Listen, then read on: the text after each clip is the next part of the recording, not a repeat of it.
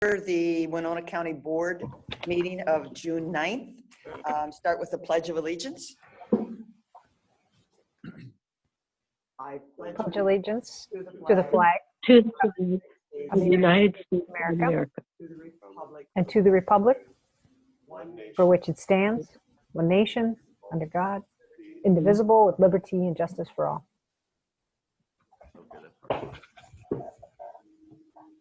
Thank you. Public comment. Is there anyone wishing to make a public comment? I see by the screen we have a number of people listening in. Is there anybody wishing to address the Winona County Board about any topic today?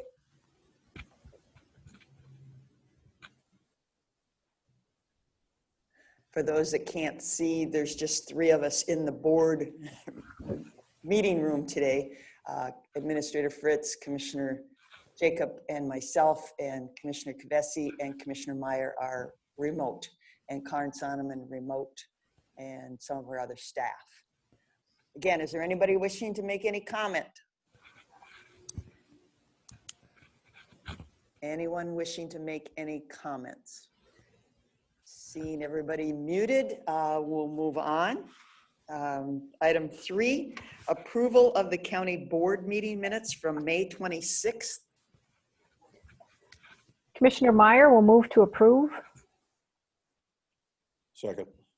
Okay, we have a motion by Commissioner Meyer, seconded by Commissioner Jacob to approve the meeting minutes from May 26th. Any discussion? All those in favor say aye. Meyer says aye. Marie, or Commissioner Kavesi? You are muted, Marie.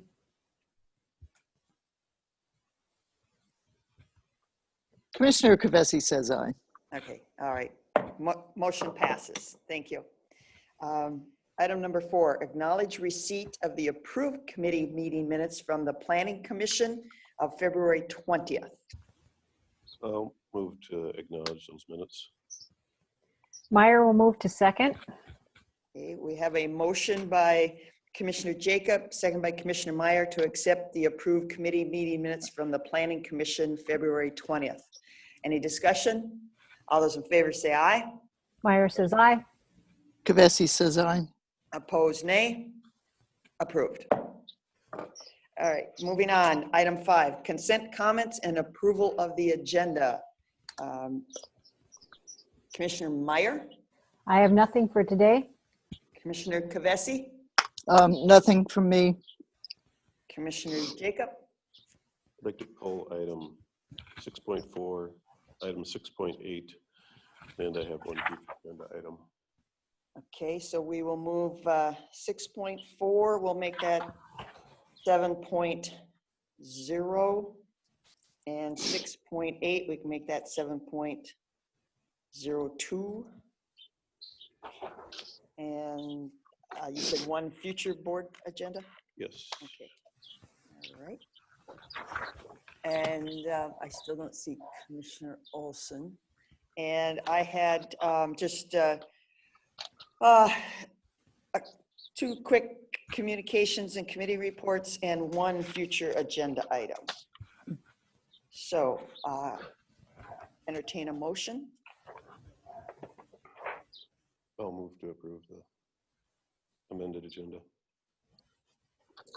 Meyer will move to second. All right. We have a motion made by Commissioner Jacob, seconded by Commissioner Meyer to approve the amended agenda.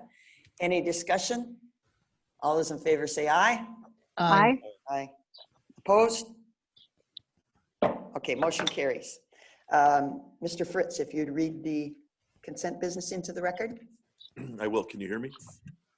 Yes. Okay, good. Consent business. 6.1, approved conditional use permit for Luckman Farms and Kurt Walter of Powder River Development Services, LLC. 6.2, approve interim use permit for Dave and Joyce Myers. 6.3, approve amended conditional use permit for Cody Severis of Worth Storing, LLC, and Steve Kays. Department recommendations, 6.4, that's been moved to general business. 6.5, approve renewal of liquor, beer, and 3.2 malt liquor licenses. 6.6, award bid for CASA 30 and CASA 37 bridge replacements. Amy Tasca. to Mineola Construction. 6.7, approve Personnel Board of Appeals resolution. 6.8 has been moved to general business. 6.9, approve Sheriff's Office to seek donations for purchase of canine and approve Cleo's placement after retirement. 6.10, confirm payment of disbursements, and that concludes the consent agenda. I'll move to approve the consent agenda as read. Motion. Do we have a second? A second by Commissioner Kavesi. Okay, we have a motion by Commissioner Jacob, second by Commissioner Kavesi to approve the consent business as read. We'll do a roll call vote on that. Commissioner Kavesi, Commissioner Kavesi votes aye. Commissioner Meyer, Meyer votes aye. Commissioner Jacob, Jacob, aye. Ward votes aye. So it is approved. The motion passed. So we will go to item 6.4, the approved construction manager at risk agreement for jail project. And that's referenced on page 62 of our agenda. Commissioner Jacob. Yeah, so as I was reading through, I'm looking at, I guess, page number 85, and the Market and Johnson fee is based on a $25 million construction project cost. And, you know, I know at one point, I think we started out projecting costs of 17, 18, 19 million, 20, 21. 25 million seems like yet another increase and expansion of the project. And I feel that if I just left this on consent business and didn't pull it, that in the future, someone's going to reference back to this meeting and say, well, Commissioner Jacob, you already voted to approve a $25 million budget on this. So for that reason, I am going to vote against this 6.4. Okay. Madam Chair? Commissioner Meyer. Thank you very much, Madam Chair. I think it was never a guarantee that the budget was going to be 21 million. That was just an estimate. At least that was my understanding. And so I don't think that even if we voted for 25, that there's any guarantee, because we wouldn't know until the architect has actually done the detailed plans. So I don't see that that's binding in any way. But I do have a question for Administrator Fritz or someone else who can answer from that committee. Does that add the additional money that we asked for in the bond, the bonding bill? I think we were talking about the potential of adding juvenile beds, but that's not a given that that's going to happen. No, it doesn't include the money from the bonding bill, and at this point, that's still up in the air. And the $25 million estimate is exactly that. It's a rough estimate at this point in time, based on the previous studies and proposals and the beds that were included in the resolution. That will change as you move through this, the actual process of planning and development. And the fee, while it's based on that number, that's for the project estimation. The final fee is based on the gross maximum price. So it's whatever you actually end up with.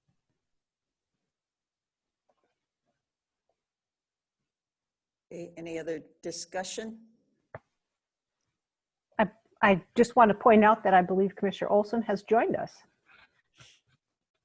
Okay. Commissioner Olson, welcome.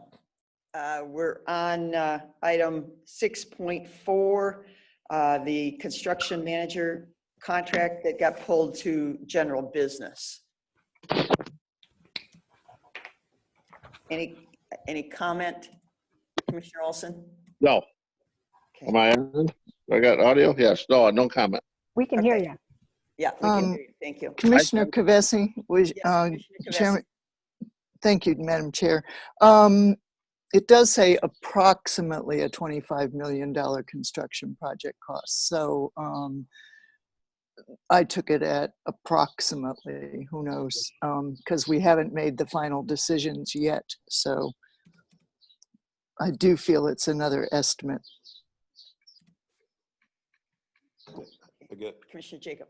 yeah, I guess in defense of my position, I've been supportive of a smaller size jail, and I just feel like it would be disingenuous for me to vote in favor of this, and continue to vote in favor of all the different proposals and engineering decisions that come along, and then in the end vote against the jail itself. So I'm just laying out for both the public and the rest of the commissioners to see that I feel this is an oversized jail for what we need.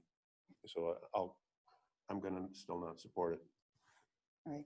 Well, my gut tells me this whole, of course, people know that I am not in support of building a jail and a large jail. And the 25 million did catch my attention too. And anytime you put a figure on paper, it just seems like it's hard to downsize from anything. I know it's a guesstimate, it's an estimate. With the way things have developed over the last couple months with the COVID-19 issues, and then with the issues going on in the country, in the world, in Minneapolis, and political bodies saying that they are going to defund police departments, that we need to spend more money on social programs, rehabilitation programs.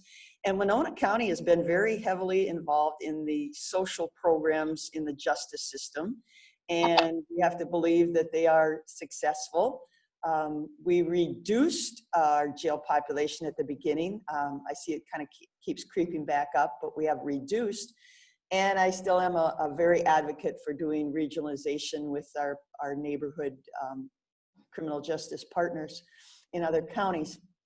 And I've had a number of constituents just say, you know, how are we going to afford anything with the economics that are, you know, today and where we're going forward. So I also cannot support, I know I'm in a minority and that's just fine, but I have to go with what I'm hearing from my constituents and what I stand for originally. So that's my stance also. Madam Chair? Yes, Commissioner Meyer. Yeah, thank you so much. So I guess I'm not surprised, although I am disappointed.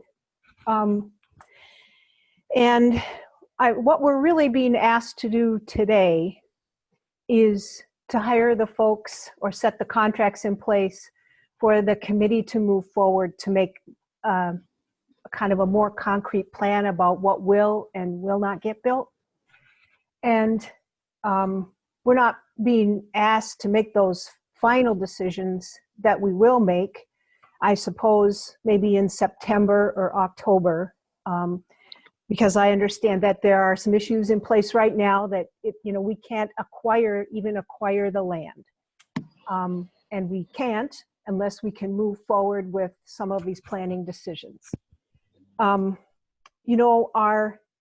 Our committee has studied this for over a year and actually used data to make some decisions about the sizing. And at our last meeting where we discussed this, Commissioner Jacob threw out a number of 25, but I've not seen any evidence to try and support any of those numbers. And so yes, things are in flux right now in this country, but I'm going to go back to that conversation that we had with MnDOT and the Department of Corrections. And we had our representative and senator there. And I believe his name is Tim Thompson from the Department of Corrections, really indicated that we can't just get an extension because the county has delayed so long in taking action until our current facility is basically going to be sunsetted. So it's delay on our part that has really put us in this position. So I feel like we need to advance this project now, and that committee, which you, Commissioner Ward, and I believe Commissioner Kavesi are on, will be talking to the Department of Corrections and trying to incorporate any new information as it comes out, and that will happen over the next few months. So I think that we've seen the financial costs, and we know that to do nothing will ultimately cost us more.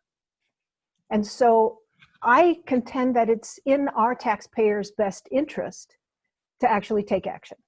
And I can tell you that as I door knocked when I was running for this position, that is what I heard overwhelmingly from the folks that I talked to. They understood that the county had waited and delayed these costs as long as possible. And so I think we really need to approve the contracts now and let the project move forward. And we will make our final decisions later.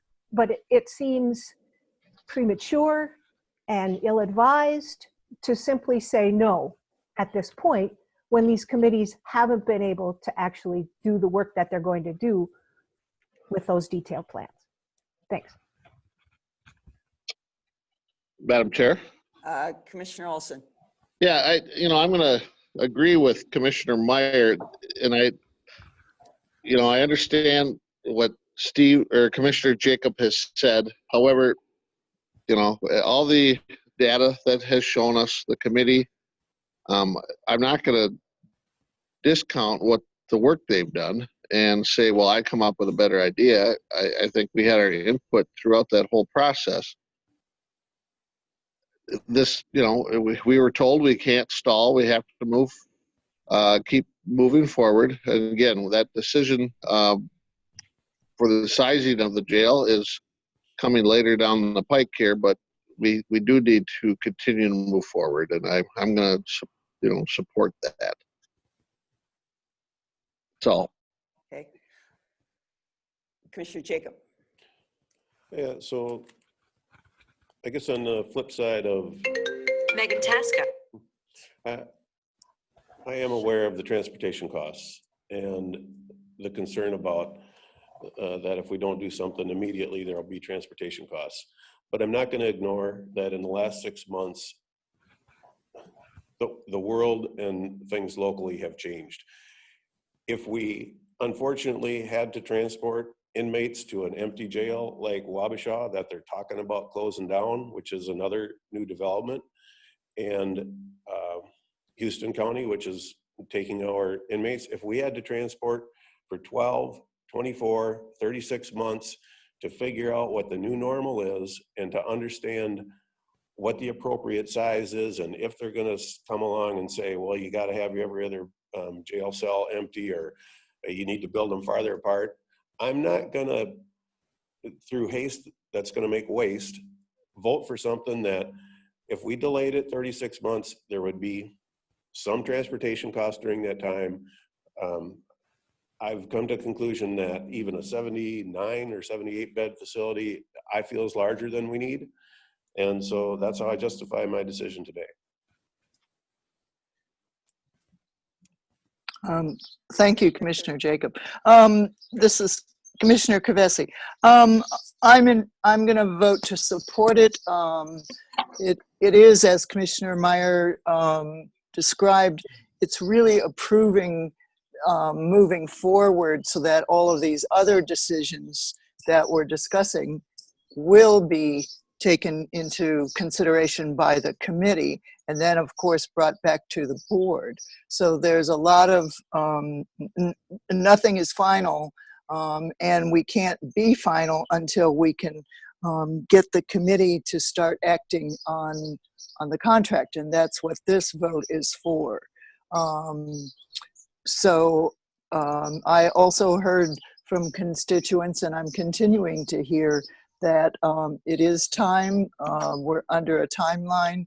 I do not feel that transporting is an option at this point. I would like to move forward so that the committee and the board can continue to make these choices, hopefully in a timely manner. So that's my addition.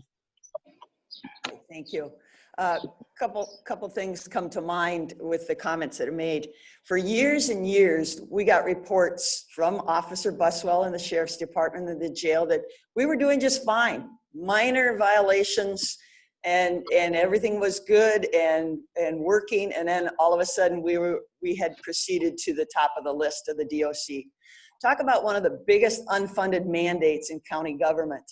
I know there's several other counties voting today. Itasca, I think one of the other northern counties is having major discussions of what we have to do. But talk about an unfunded mandate. Counties building jails. Counties do not write any laws, rules, or take actions that put people in jail or prison. That's the state of Minnesota. That's a whole nother level of government, but yet we're mandated to build the facility. So it is a huge, big mandate. And yeah, we got the letter of sunset, but it seemed to come all of a sudden. I mean, we were doing just fine, no real alarms. And then again, I think we just worked our way up the list. So again, I philosophically, I feel that we're put in the wrong position. The state of Minnesota, are we really partners? Department of Corrections? I don't think so. I don't feel that they are true partners. There's a lot of dictating what goes on. And that's unfortunate when one level of government tells another level of government what you will and won't do without really being partners. But that's the system we have, and that's the system we work within. So with that discussion. Madam Chair. Commissioner Meyer. Thank you. And I really do appreciate your comments. However, I think that it's my job to deal with the practicalities of the situation facing the county. I know that we had violations on those Department of Correction inspections for years, and I can credit our county jail staff with being really creative about how they manage their prisoners in order to convince the DOC to keep the facility open. And I'm afraid that because I have to be practical for the taxpayers and for the citizens of this county, I cannot let a philosophy get in the way of doing what the county needs to do. Mr. Jacob. Along those lines, I feel exactly the same. I need to be accountable to the taxpayer. 25 million, I'm quite certain, will be the very largest single project that the county has ever taken on. So this county board is burdening 20, 25, 30 years into the future on the taxpayer. And for me, I've got farmers with hundreds, maybe even thousands of acres. They're going to pay property tax on. Not a single one of those acres is ever going to be put in jail. They're going to be burdened for 30 years into the future. If this can be done for 10 million, 12 million, and we have a smaller facility that gets the inmates in and out over the weekend, and we have to transport out larger numbers, this is going to get into some of my future agenda item, which we'll deal with, I guess, at the end of the meeting. But Madam Chair? Same sentiment, but it strikes me differently than you. Madam Chair? Yeah. I'd like to go back to some information that we've been given by our county assessor. So the city of Winona alone provides more than half of the tax burden for this county. And the fact of the matter is that to just try to transport will cost the taxpayers more. So honestly, I just feel like that's a misguided. And the ultimate price tag, we don't know what that is. But if we fail to approve these contracts today, then the project dies right now. And we still have to do something. So I really feel like there's really no alternative at this point than to allow the project to go forward.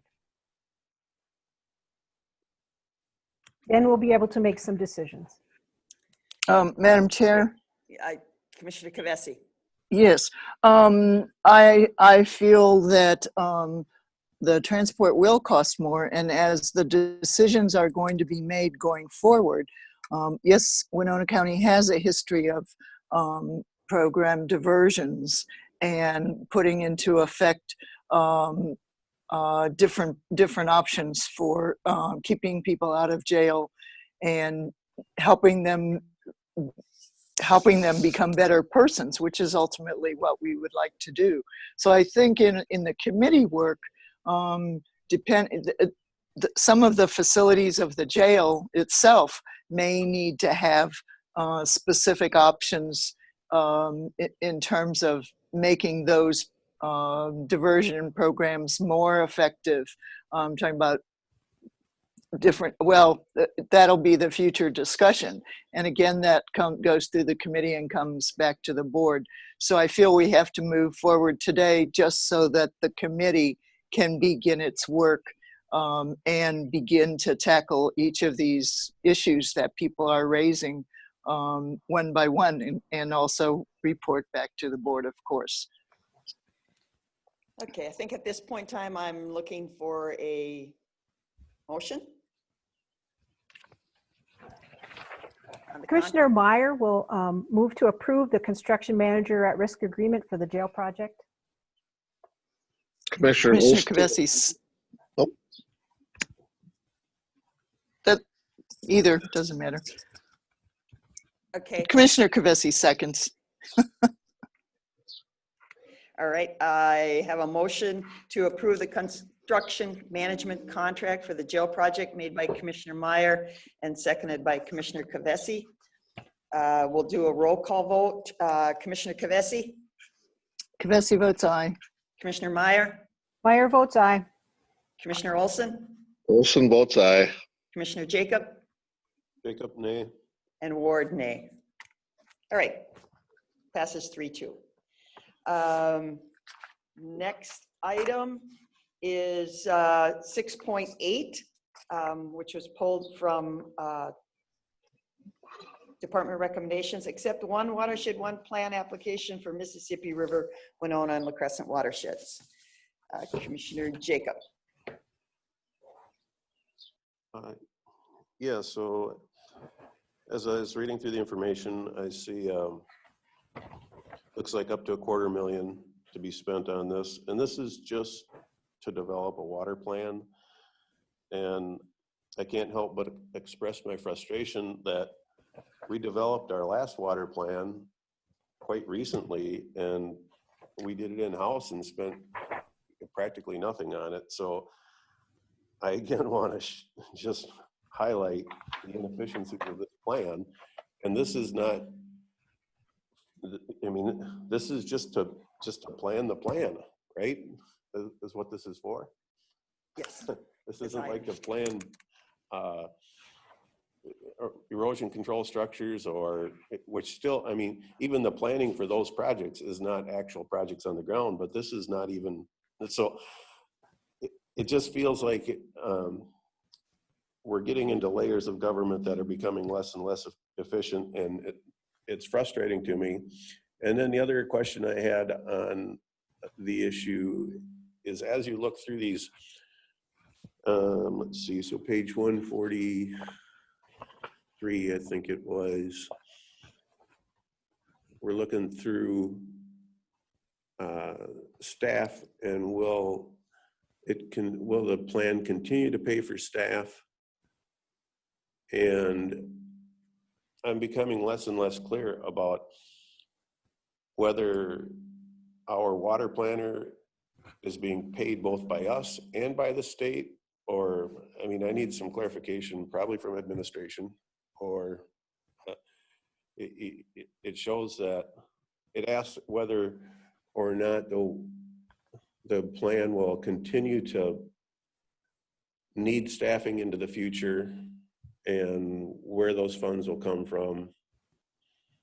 And so I'm wondering what's kind of the clarification on who the water planner works for, whether the water planner will work for Bowser, whether the water planner works for us, who's paying the water planner's salary into the future, and that it's not being redundantly done twice, because I'm not seeing clarity on that in here. I think, Madam Chair, this is Kay Qualley. Yes, Ms. Qualley. This one watershed, one grant application is for the planning process The last water plan that we did was an update, so it was possible to do it in-house because it was a small update. This is working with multiple agencies and multiple or more than one county. The water planner, the county water planner, Sheila Harms, has other grants as well that she works on. And when she works on a grant project, there are portions of her staff time for administration that are then credited back to us. And we do that sometimes with the SWCD, and we do that with other entities when we have grants. So the water planner is a key link for the county for the coordination of these programs and grants. Thank you. The county water planner is currently a county employee? Yes.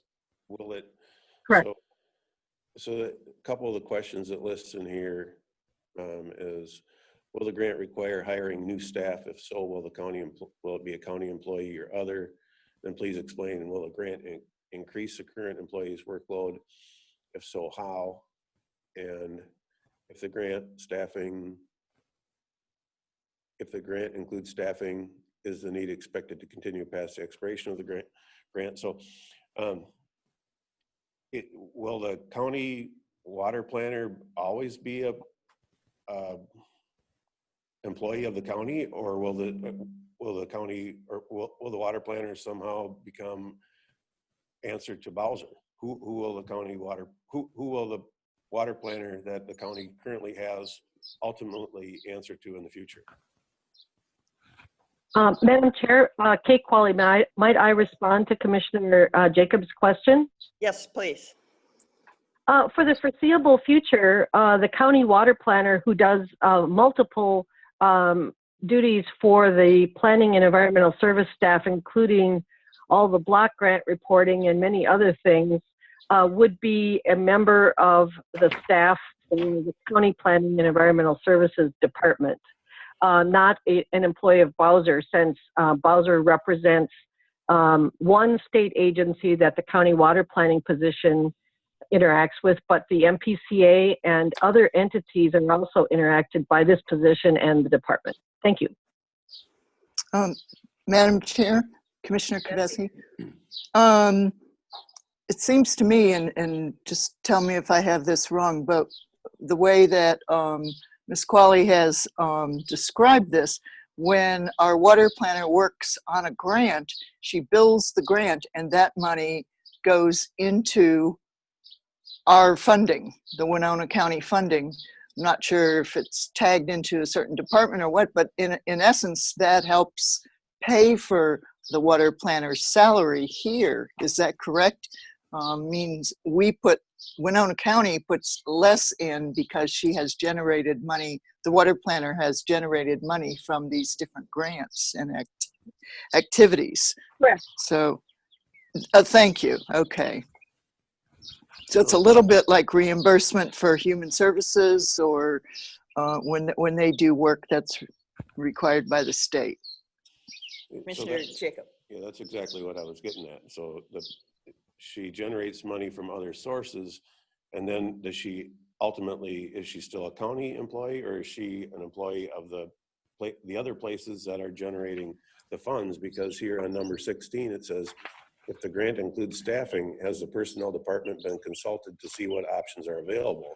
And it says no, and there's no explanation on it. So I thought, I mean, that really adds question marks to exactly what Commissioner Kavesi was bringing out here. Commissioner Kavesi. Madam Chair? Oh, go ahead. Ms. Qualley. Thank you. Sorry to interrupt Commissioner Kavesi and Commissioner Jacob and Madam Chair. So no new staff would be hired. This would be part of other duties as assigned. And in fact, it's not dissimilar to the work on block grant projects done by virtually all of planning and environmental services staff that interacts with state agencies to fulfill block grant funding and other kinds of grant funding that we receive. In no way does staff misinterpret that as working for a particular state agency. It's part of the duties and responsibilities of grant administration in the service of county residents that the Planning and Environmental Services Department conducts. Okay, Commissioner so, Jacob? so this plays into one of my original basic fundamental concerns about the 1-1 plan, is I was concerned about creating another level of government that the constituency has a hard time interacting with. And it appears to me as though this 1-1 plan is becoming its own level of government. It's mutating with the current water planner. The current water planner then is going to now interact with all these other counties. A lot of good can come out of all that, but it kind of becomes its own entity that ultimately doesn't really have to answer to any one county. Right now, Sheila Harms clearly works for and answers to Winona County, but I could quickly see this morphing into no one county being able to tell this level of government what it's going to do and how it's going to do it. Madam Chair? Yeah, Commissioner Meyer. Thank you, Madam Chair.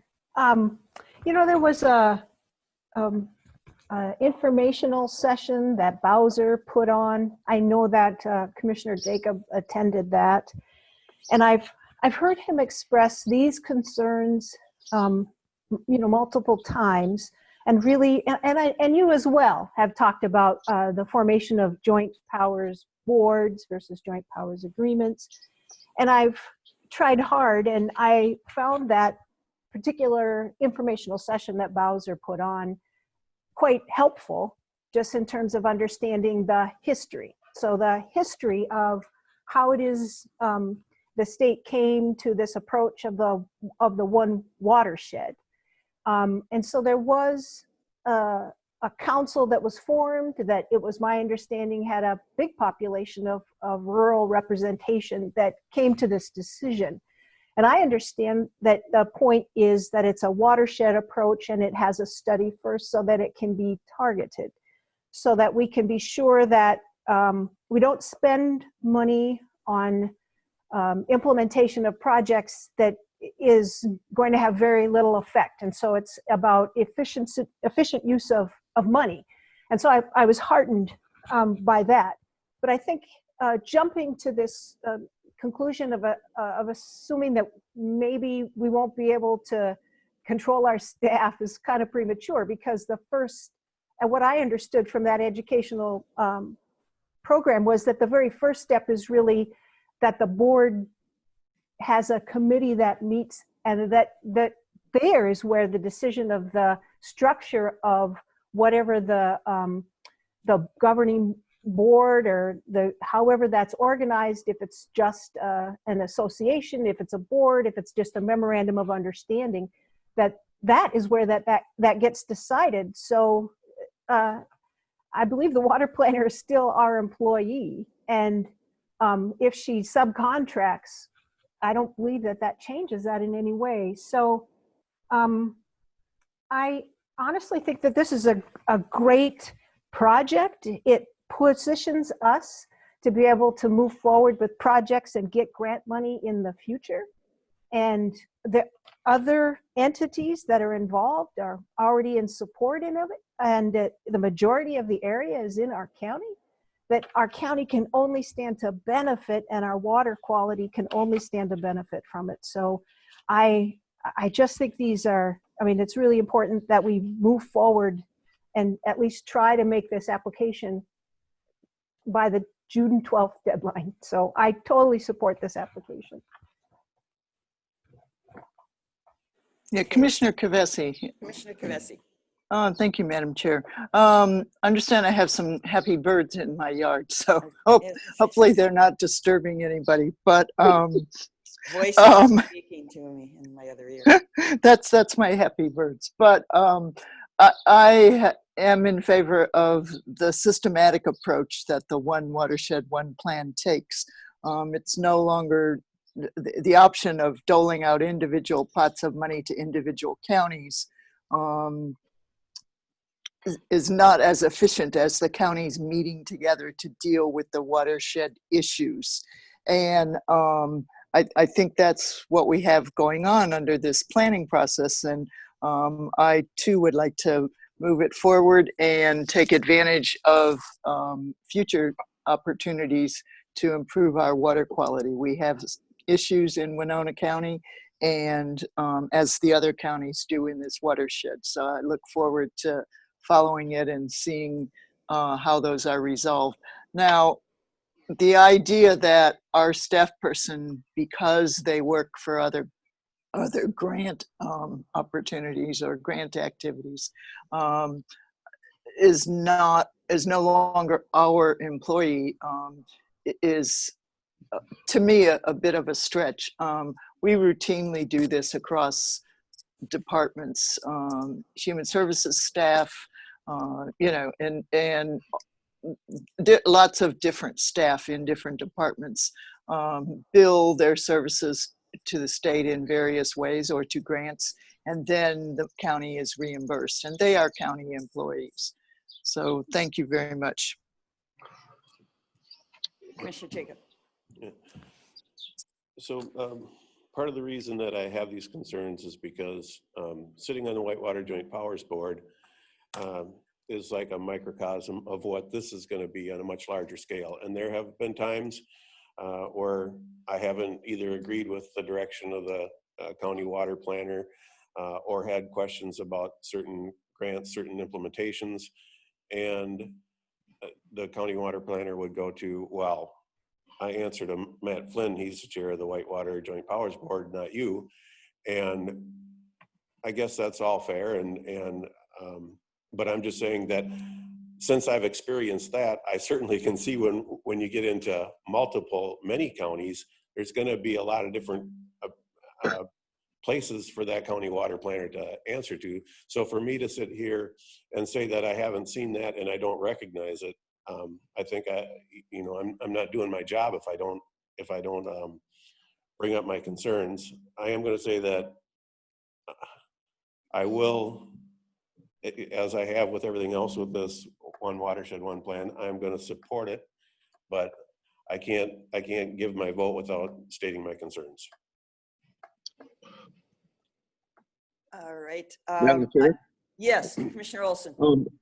Yeah,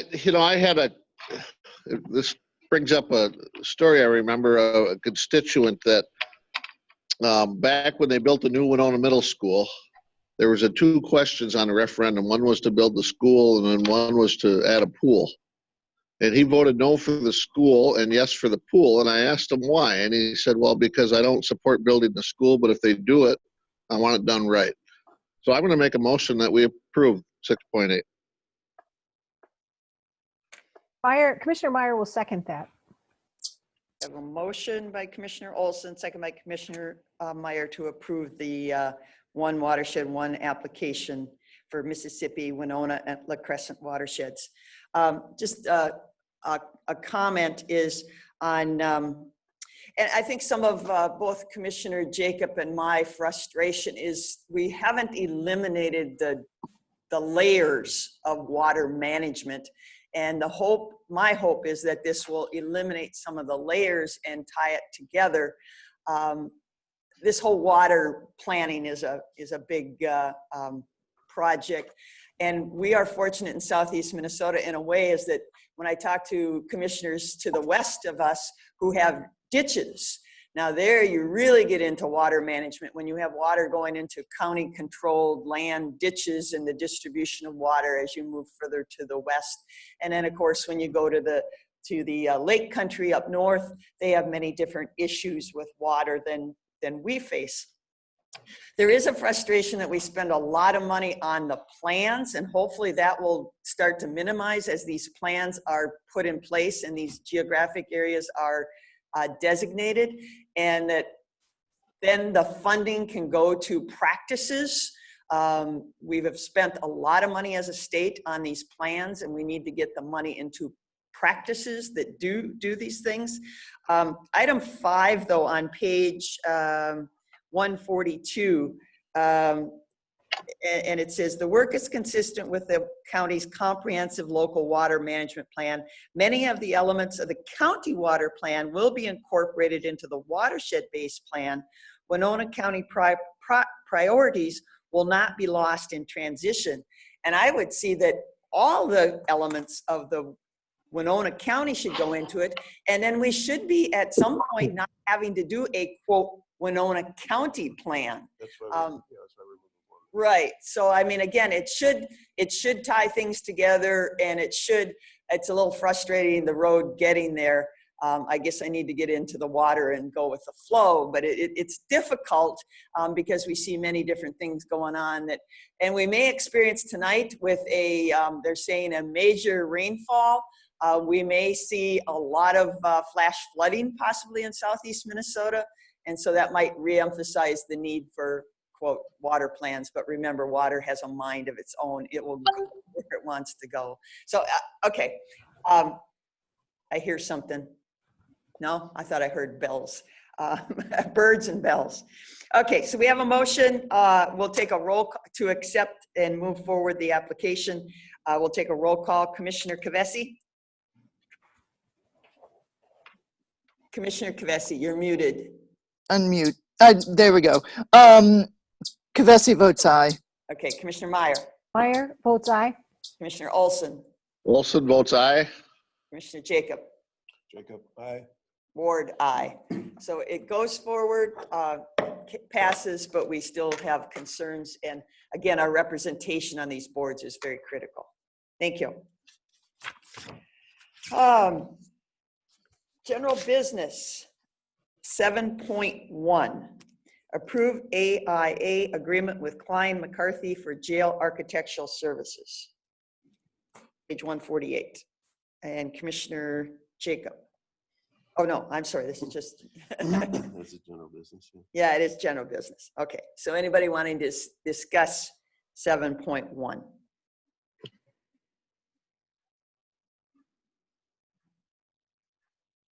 Madam Chair, Okay. Commissioner Meyer. I have a question for the Administrator Fritz. What's the estimate for for the cost, or is that TBD? Well, there's a percentage that they have of the construction cost, project cost, and that's how they base their fee. They also have reimbursables as well. So those are based on what the actuals end up being rather than the fee itself. Okay. So it's structured like the construction manager one, where they had a fee, a percentage as well. And that is 1%? 1.85%. Okay, thank you. Yeah, that sounds right.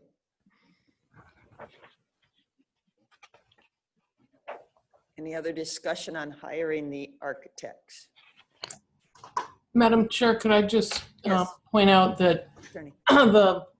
thank you, the architectural contract indicates in your packet that it's pending approval as to form by my office.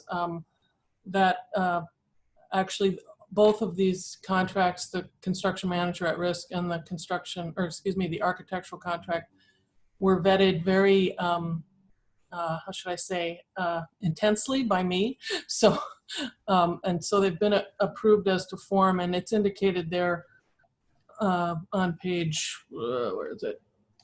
Somewhere here. Page 225. So both of the contracts, the construction contract and the architectural contract, have gone through my office, and lots of back and forth, but good outcome. So thank you. Thank you.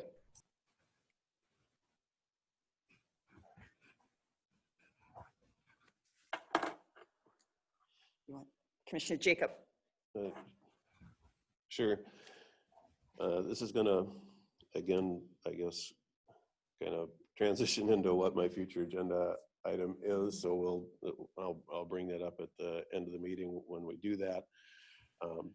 But again, with me having questions about the size of the jail and the timing with the developments in the last 6 months, I think I have to consistently show the public that I'm not supporting a $25 million expenditure at this time. So until we have this other discussion and the county board kind of vets that, I won't be supporting this today. Any other discussion? Commissioner Olson? No, I'm going to make a motion that we approve the contract.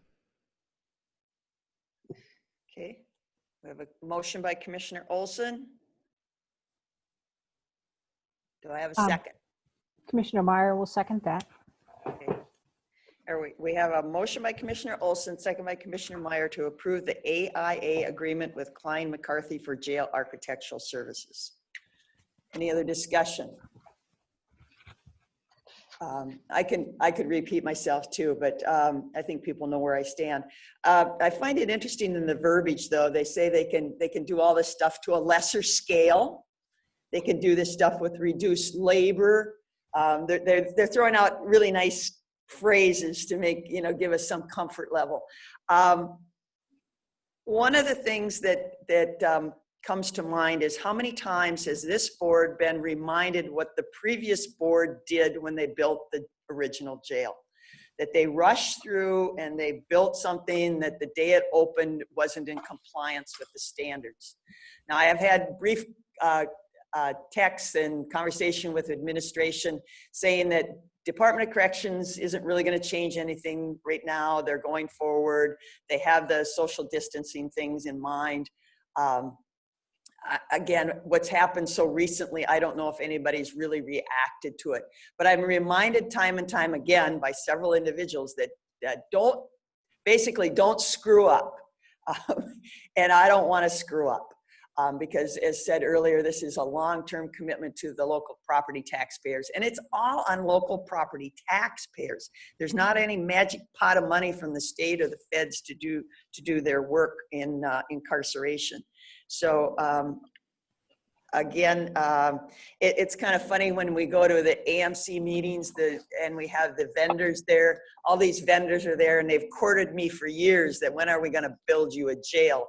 And I see the smiling face of one of in the presentation that always asks me, and we always have conversations. So I guess he gets to see our smiling faces. But I can't support it.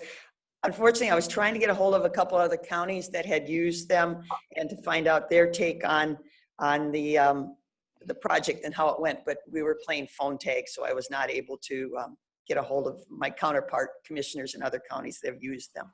Madam Chair? Yes, Commissioner Meyer. Yeah, thank you, Madam Chair. If I understand right, the letter that comes right behind the request for action indicates that the committee did contact the recommendations. So Yeah, we think did. that- We yeah. did significant background checks of both the architect Yeah. and the construction manager at risk. So I appreciate your efforts, but I mean, I think we did actually talk to the references. So And nothing personal, but when staff talks to staff, it's different than when commissioner talks to commissioner. You get a little different flavor of things, but that's okay. Yes, staff did vet them, and I do appreciate that. All right, we'll do a roll call vote then if there's no more discussion. Commissioner Kavesi. Kavesi votes aye. Commissioner Meyer. Meyer votes aye. Commissioner Olson. Olson votes aye. Commissioner Jacob. Jacob, nay. Ward, nay. So it passes 3-2. All right. So we'll get to see Scott soon. Excuse me, moving on. 7.2, discuss and determine disposition of pending requests for future board agenda items. And it's, excuse me, 226, page 226. Madam Chair? Commissioner Meyer. Thanks. I was hoping to clarify before we begin exactly what we could all kind of agree on what that means. Determine disposition. And discuss. So on each of these issues, are we going to actually discuss them in detail? Are we going to decide to put them on a future agenda and then perhaps decide about when. I just want to make sure that we are kind of all kind of come to some sort of agreement about exactly what we're going to do with the list before we start to do it. Okay, and maybe we need to clarify for Administrator Fritz. Yeah, that's exactly what the question is. So I guess, thank you, Madam. I'm sorry to just go on. Okay, so we've only been at this an hour, so we've got plenty of time. But I would think that perhaps we could just agree to have a future discussion and not necessarily discuss each of these in detail, but perhaps everyone wants to actually do the discussion today, or discuss some today and some later. I don't know. How do you feel? Madam Chair, Yes, Commissioner Kavesi. my item was the last item added. In fact, it was an amendment because it was left off to discuss options on prevention aspects in our public spaces. And when I made this request, I expressed that it was a timely request since it deals with issues regarding the pandemic and our public safety. And also requested that if that meant it needed a work session followed by, action at our next board meeting or whatever, whatever it took to move this along in a timely manner. So I don't know where we want to go on the other issues, but perhaps if we could review the list and decide if there are any others that fall into this timeliness issue, and see if we can address those today, and then make further decisions on the rest of the list. So thank you. So I'm requesting that we deal with the added item, the amended item today. Jacob. I'm wondering whether it would make sense to have the discussion of 7.3 before we have the discussion of 7.2, so we could all agree on how it is that we want to handle these items, and then that's addressed, and then we go back and we determine what we want to do with each item, and whether there's going to be I can't imagine that there's much controversy on the language on 7.3, but maybe I feel like it would help sort things out, because we need to have a policy in place into the future, regardless of what happens today. And I think at the last meeting, Commissioner Olson said he didn't understand what we were doing. I'd like to clarify, I guess, so I'm asking to move those two items around in the agenda. Madam Chair? Commissioner Meyer. Yeah, I mean, I think that Commissioner Jacob has hit kind of on what the key, to me, I support the change in the language. The question that I think that perhaps we might have some disagreement on is whether the language applies to the existing list or only applies to items moving forward. Yep, Madam Chair, Commissioner Yes. Kavesi, that's exactly my question. The list of items followed the process. We made a request after the board meeting. We got a second, and sometimes you worked with administration and got it on the agenda quickly. Sometimes it involved staff time. Sometimes they got put on a list. And so I would say that these items on the list were done properly. They were done under the current amount of oversight and discussion by the board. And I would like to proceed in the regular order of discussion and take care of these items first before setting any new policy options. Thank you. Well, Madam Chair, this is Kate Qualley. Could I just ask a clarifying question? Yes. Okay. Go ahead. So on this list, and as the commissioners discuss, and I'll get off and mute here very quickly, but some of the items sometimes, staff tries to, respectfully view the list, try to see if there are opportunities for the information to get to the commissioners. And manure management plan and manure management training is something that several commissioners have attended that took place in 2019.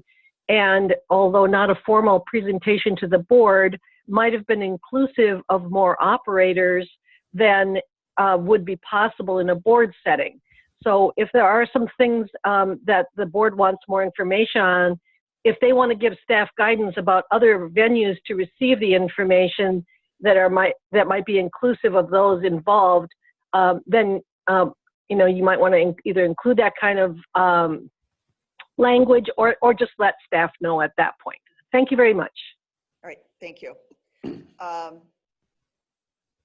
All right, so we have 7.2 to determine the list.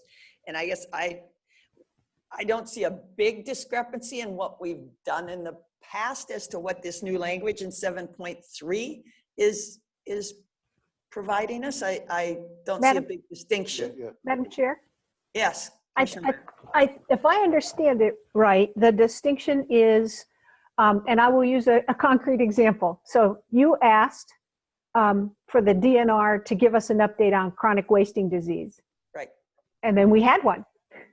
And I believe what is changed is that in future, you can ask to have a conversation. And then at the next meeting, we would have a conversation. And if at least 3 board members agreed that they wanted to have a presentation on chronic wasting, it could move forward. That's how I perceive the difference. Okay, all right. Yeah. And Mr. Jacob. so I think Commissioner Meyer and I Agree. get what the problem is now is any commissioner can ask for anything. If it's seconded by a second commissioner, it's going on the agenda, period. And so that's what Commissioner Kvesi is saying is all these are going to fall into the old policy is that there's really no discussion about whether 3 commissioners want to hear about this or not. We're doing them all. But into the future, what we want to have is one commissioner bring up the idea, the second commissioner say, yeah, let's put that on the agenda. Then it goes to the next meeting and the full board can decide, yeah, that probably sounds like something we should discuss and give some direction to staff, say, we want this kind of presentation. These are the pieces of information we need. Or maybe the majority of the board, and the example I'm going to use is the animal unit cap. I bring it up. I say, I think we need to have a further discussion on that. Commissioner Ward seconds it. And it comes to the next meeting and the other 3 commissioners say, no, that's a dead issue. We ain't spending any time, we ain't spending any staff time on it. So that's how I see the new process playing out.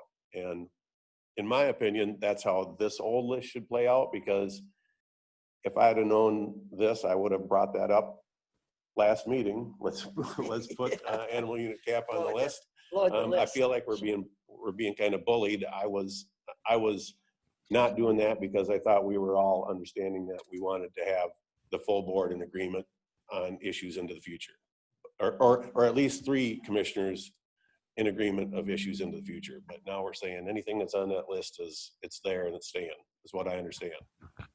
Yeah, Commissioner Kvesi. Yes, Commissioner Kvesi. Thank you, Madam Chair. This reminds me of the change in our process of developing an agenda, where some of the timelines don't meet the reality of what we need to discuss and how we need to discuss it. I'm still in favor of taking the timely items off of the current list and continuing under the previous discussion, and request that the last item on the list, the added item on your amended agenda, be discussed today, and that we review the list and decide what to do with each of the items, whether to discuss them today, whether to, if they require information or presentation, just what the options are for those items. But I feel that the agenda issue achieved some things, but also delayed other options. And so I don't want to do that to our discussions when something comes up in a timely manner. It's already been 2 weeks since I requested a discussion on a prevention issue related to the pandemic. So that's my comment. Thank you. Madam Chair? Commissioner Meyer.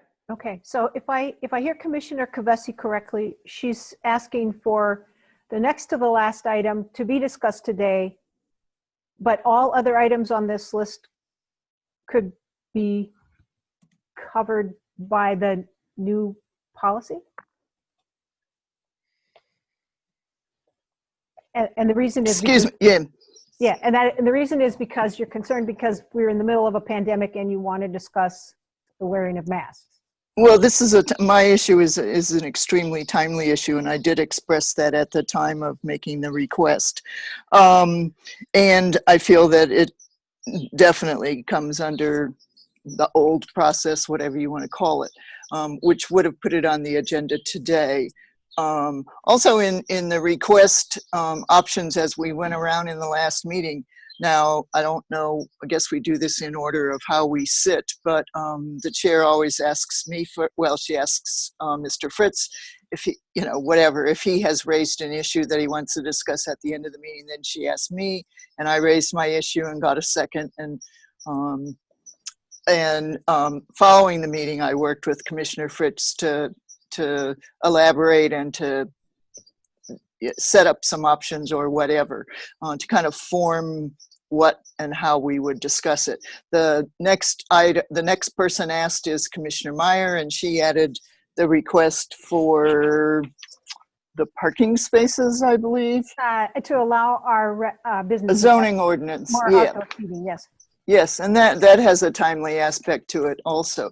Then we ask Commissioner Ward, then we ask Commissioner Olson, then we ask Commissioner Jacob. That's how we sit at the table. I'm not sure if that's why we follow that. Now, Commissioner Jacob raised his request last to discuss this list. So to me, the two items that Commissioner Kavesi, myself, and Commissioner Meyer raised for future discussion came before that request to discuss the list. So that's why I really was disappointed to see my item on the list rather than as an agenda item to be discussed on its own. Thank you. Well, I think that we have a distinction. We have some things that are very time sensitive, and then we have broader issues. So Commissioner Jacob, a way to address those two things.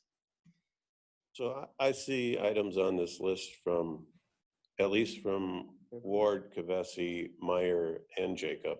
I don't see any from Olson. And the fact of the matter is we haven't created the new policy. That's the next thing on our agenda. So to me, what order any of that happened in, I don't see as really being relevant. And I don't know the importance to each commissioner. I don't feel good about saying one commissioner, your item supersedes everyone else's item and you're fast tracked and we're going to talk about it.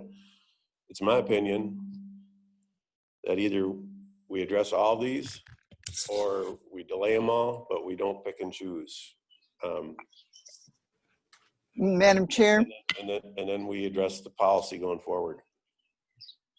Madam Chair. Bessie, we're getting a lot of echo here. I was just trying to. Sorry, my birds are not quite so happy anymore, but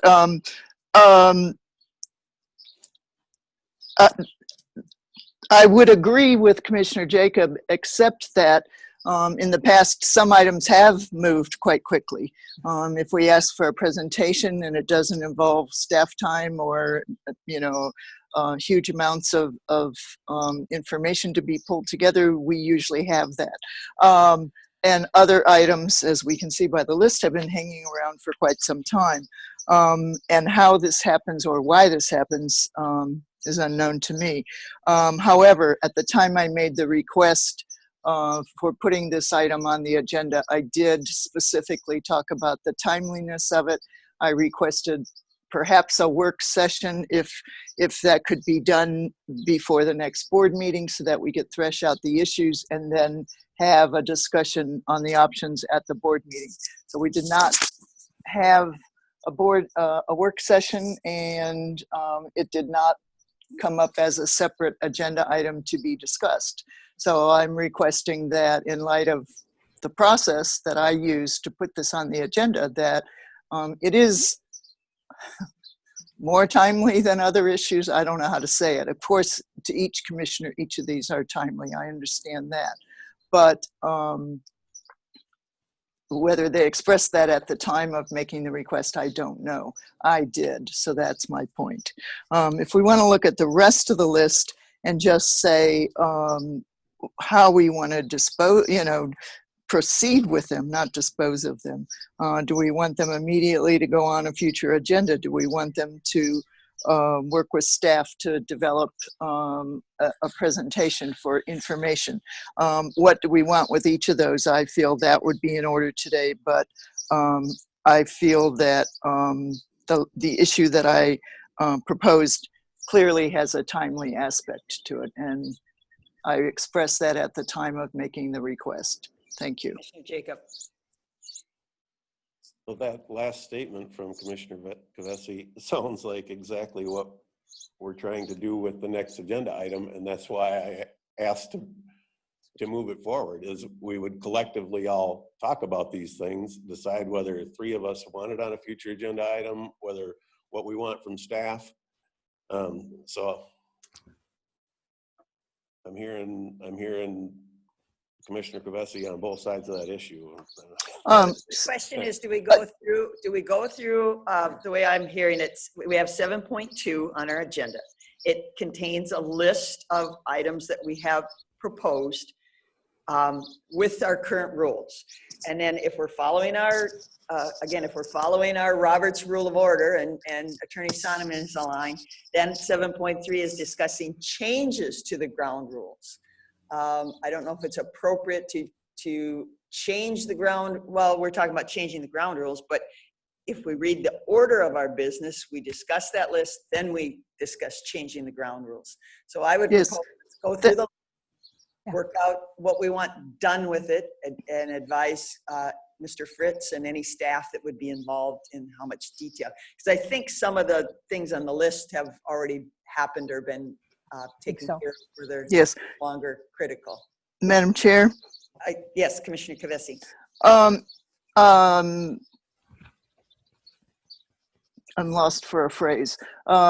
Respectful of Commissioner Jacob's opinion, I think I'm being clear that we should address each of these today for how we will deal with each of these. Not that we will discuss each of these today and resolve them, but we will address any issues off this list that have a timeliness to them. Thank you very much. Madam Chair? Commissioner Meyer. I'm convinced that we should just go through the items on the list. Okay, proceed with 7.2. I see Commissioner Olson, you're nodding your head. Okay, all right. All right, let's proceed through the list. 7.2, the list starts on page 227 of our agenda. We'll go right down. This was 2/11/20. Commissioner Ward asked for future agenda item jail funding. Can we charge a flat fee per parcel for the physical building? Can we do a flat fee per parcel? And second by Commissioner Jacob. I think that being that I brought that, it was the whole idea of how you fund jails, similar to legislation, in my opinion. So where do we want to go? How do we want to go with this? Madam Chair? Commissioner Meyer. Yeah, I'm fine, but the next step, do you think, would be to ask staff if this is even possible? I think some homework needs to be done. Yeah. Yes, if it is a possibility. All right, so I would support that. Madam Chair, Commissioner Kavesi, I would support that too as we go along, and I would put it on as a full agenda item, give staff, consult with staff and with administration on how much time we need to develop the funding options, and then discuss our funding options. We will need to do that at some future time anyway. So we could have a discussion soon and then a discussion later if the options change as our decisions change about the new jail. Thank you. Madam Chair, So Commissioner Meyer. when would you like to hear about it? Well, again, it's timely. Yeah. We could maybe direct it to the committee as part of their study, or I'm looking at Administrator Fritz. It depends on whether you want it as part of, when it comes time to talk about financing, or if you want it as a separate discussion then brought back. I think it should be tied into when we get to the point past all the other parts and start to talk then about how you would finance whatever you decide. That would be one of the items that we would look at. I can agree and disagree. Several other things would probably require legislation, and then that's going to get timely because the legislature, they wouldn't take up such an issue, as far as in their current special session. And so it is it would be later in the process, and I think it needs to be earlier in the process if we need permission from another government entity to do something.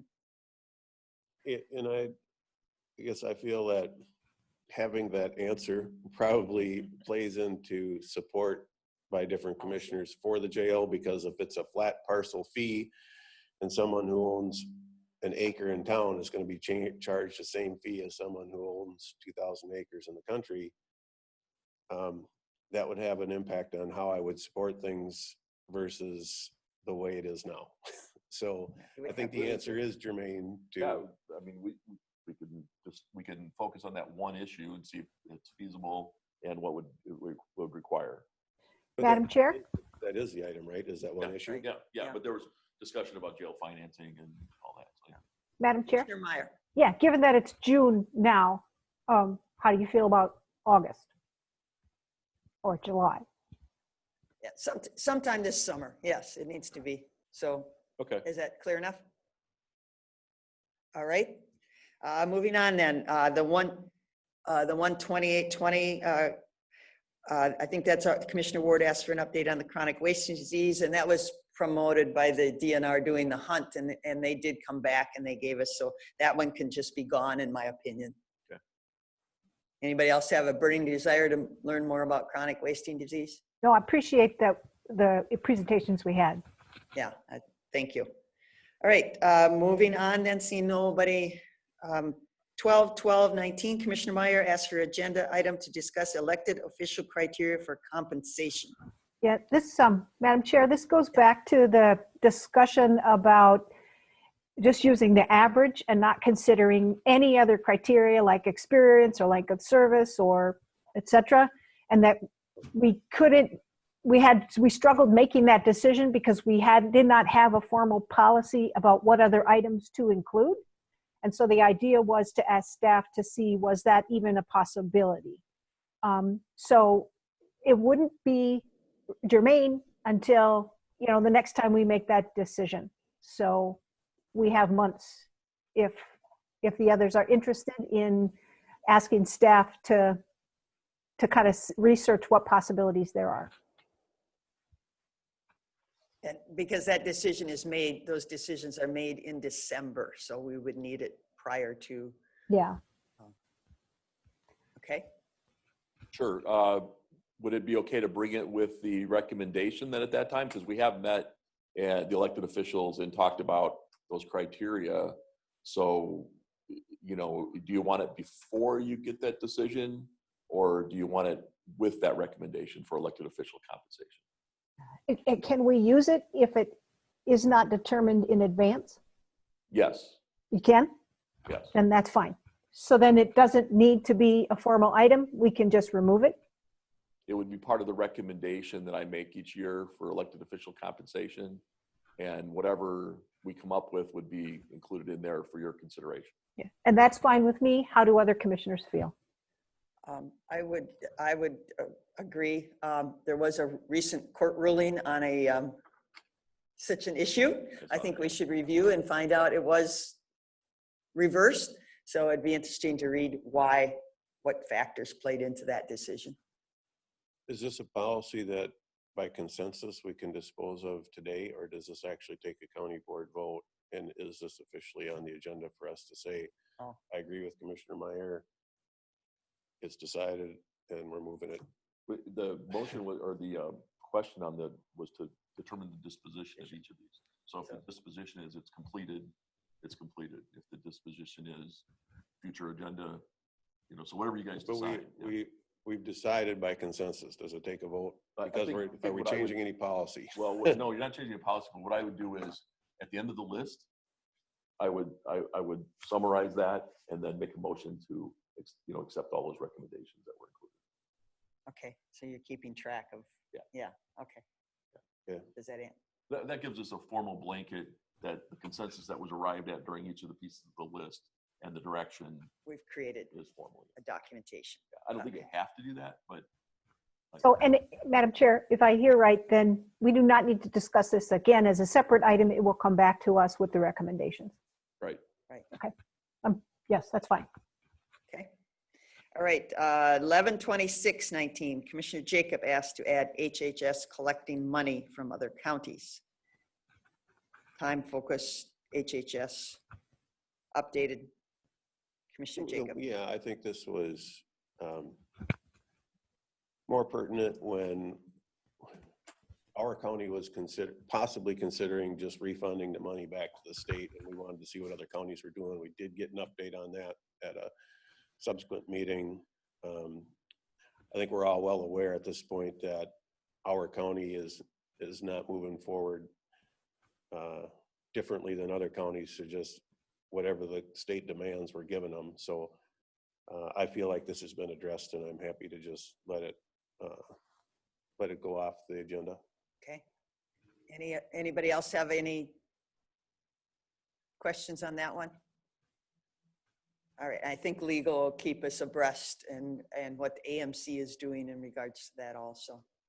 All right, Kate Qualley, I see you lit up. Did you have something? No. No, I'm not sure why I lit up. Oh, you lit- Sorry. You're lit up on my screen. Sorry. Okay, moving on. 11/12/19, Commissioner Meyer proposed a future county board action to have SWCD presentation on soil health and cover crop work. Yeah. Commissioner Meyer. My hope was, from sitting in on those meetings, that everyone could benefit from knowing the great work that SWCD does, how important it is to the water quality in the county. And so it's an item that I would still love to have happen sometime.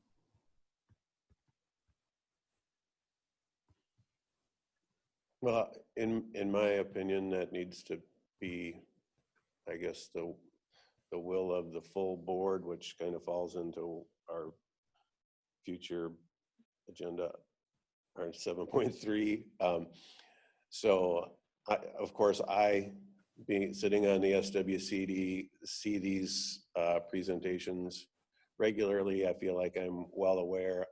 I personally don't need to see the SWCD's presentation another time. And I feel like the other commissioners are certainly welcome if they want to interact with the SWCD to find out what the SWCD is doing. If they want to attend a meeting, just so it's noticed that there could be more than 2 county commissioners there. So I think that information is all available. And every time we have an item on our county board agenda, it consumes staff time. There's a bunch of staff there right now on the screen consuming time. It's got to be up to the full county board, but I don't see the need for it. And I feel like the information is there if any individual county commissioner wants to see that presentation. Greg, Commissioner Olson? I guess if the presentation is a PowerPoint presentation, perhaps they could just forward it. We can watch it at our leisure. Okay. I did see there. Madam Chair? Yeah, Commissioner Kavesi. Yes, I seconded this item. I have attended some of the workshops in the county and different things like that. I think the difference between each individual commissioner acquiring this information in some way and having a a presentation at a board meeting is that when it's presented at a board meeting, it becomes public information in a more major way. It currently is public information. And again, any public member could search the website and try to find this information. But I feel like having a board discussion or an update really gives it more prominence for the public. And for that reason, I would still be in favor of having that discussion or presentation at a future time. Thank you. Okay, so I think we need to move this to the new policy.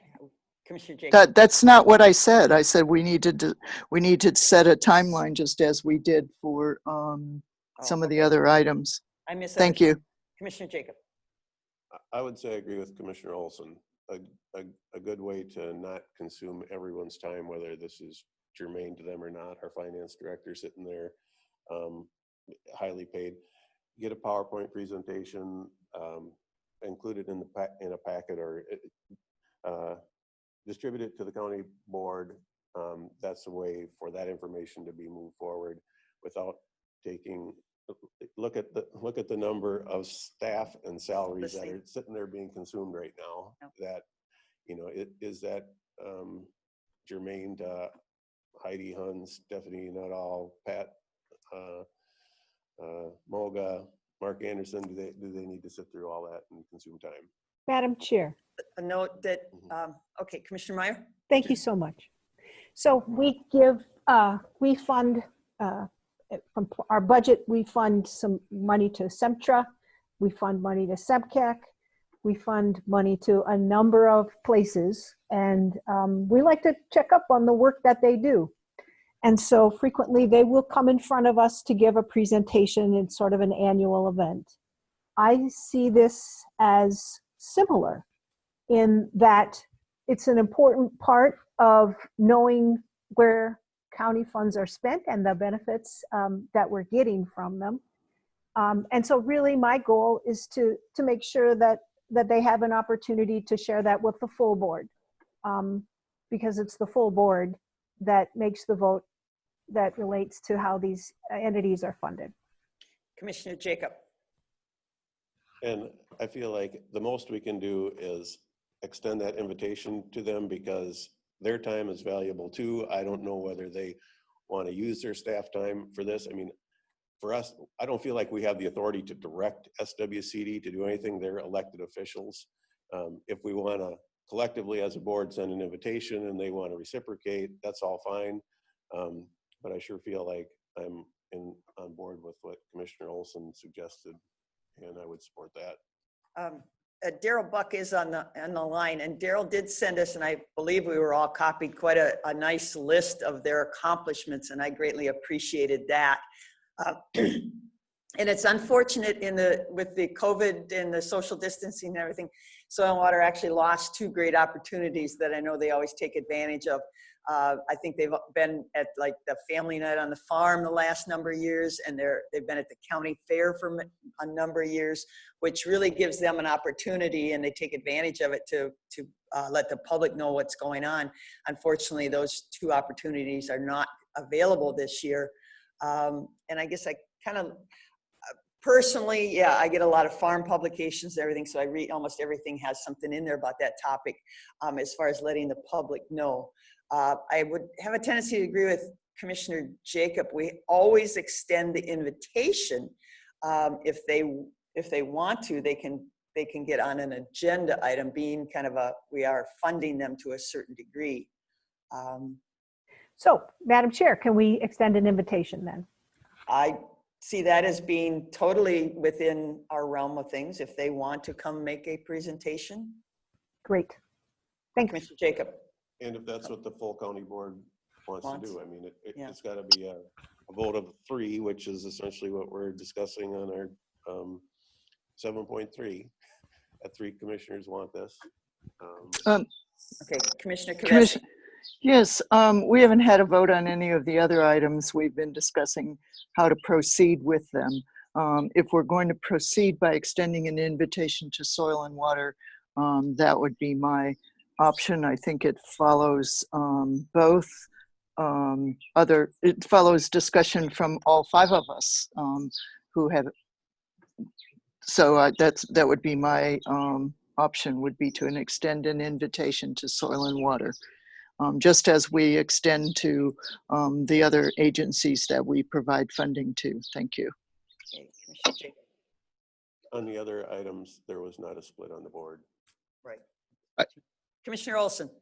Okay, just to move along, I will support extend an invitation to them to submit a presentation. Okay, all right. So we're consensus. Yep. We'll extend an invitation. All right, thank you. 10/8/19. Commissioner Meyer asked the county board to have a conversation about the possibility of directing the planning commission to look at the zoning ordinance to investigate the possibility of adding noise mitigation for kennels. Yeah, and this really kind of goes back to the big controversy over the siting of the dog kennel. And that I am wondering if not to have the conversation about whether this is the right thing to do today, if perhaps in the next 3 months, the board could have this conversation and have it be subject to the new rules. That would be fine with me if that's acceptable to everybody. Karn Sonneman is online there. We do have a noise ordinance with barking dogs. Karn? Actually, I don't think we have one, and Kay might know better than I. You do. Yeah, we do. Okay, We do. I was thinking of the dangerous dog one that we've. No, I think we have barking Yeah, we have one dog. for barking dogs. Okay, Because we have had issue, Commissioner Meyer, we've had issues from resident to resident of just, family dogs, not dog kennels. Yeah. being problematic. However, it's not a part of the zoning code, No, it's just so separate. it doesn't deal with land use. And it was my understanding that there are methodologies for mitigating noise of barking dogs, sound paneling and stuff like that, that you can put inside of the kennel that could reduce the noise. So really what my request is today for the disposition of this, that at some point in the future, we discuss this and take a formal vote on it and decide whether to ask the zoning commission, the planning commission, to actually discuss it. So make it a future agenda item. Yeah, exactly. Okay. And to assign a time, I'd say, yeah, in the next 3-4 months, something like that. I don't think it's a big rush. Does there need to be- I lost all audio and I had to rejoin the meeting, so something happened on my. We are discussing the kennel, the change to the zoning ordinance to potentially mitigate noise. And I am suggesting that the full board have a conversation and take a formal vote at some future meeting as to whether to ask the planning commission to consider this. That would be acceptable for me. I know that, some of the policies on barking dogs don't cover. We lost you. Commissioner Olson. I will support it too. All right, so I guess that one goes Future. future. All right, Excuse me. future. We're going to Something. putting that on in future, Marie. Is that Okay, but somehow I was muted and cut off, so sorry. That's okay. Let's put it on a future agenda. And I'll try to, I'm not touching anything. I don't know. Maybe my happy birds are sitting on the wires or something. Yeah. All right. Thank you. Let's see, moving on. 8/13/19, Commissioner Kvesi asked to have a future agenda item to discuss the possibility of developing a nuisance ordinance. Yes, that kind of falls in the same category as the previous discussion. It doesn't come up a lot, but when it comes up, we don't have any policies or direct information. And so I still think it's an item for future board discussion. It can be under the new process, and no timeline. 3 months is fine. Summer is usually when these events happen. I don't think we'll be having too many this year due to the pandemic, but the timeline is open. Just need a discussion by the full board. Thank you. Madam Chair? Madam Chair, this is Kay Qualley. Could I just insert a comment? Sure, okay, go ahead. Thank you. Because the solid waste ordinance is the chief way that we are able to respond to nuisance complaints, which usually include a type of hoarding of metal, of lawnmowers, beyond cars that are, above 3 in quantity that might be considered, as a spare parts operation.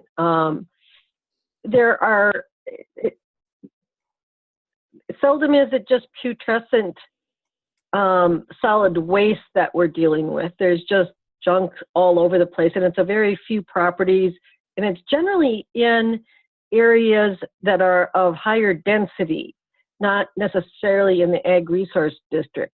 So in discussions with Administrator Fritz and the county attorney's office, perhaps the information that we prepare for review in terms of informing the discussion for commissioners to consider adding it to a future planning commission agenda, we could maybe look at some density overlays in areas that have people living much closer to one another where most of these complaints are generated. And if that's a direction that the county board would like the department to go as far as preparing information for any discussions, we will be happy to do so. Thank you.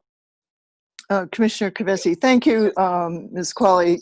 Yes, I was thinking in terms of large gatherings, but the nuisance ordinance with the description that Ms. Qualley provided does need to move forward, and I would support asking the Planning Commission to begin researching this with staff options. Thank you. Madam Chair?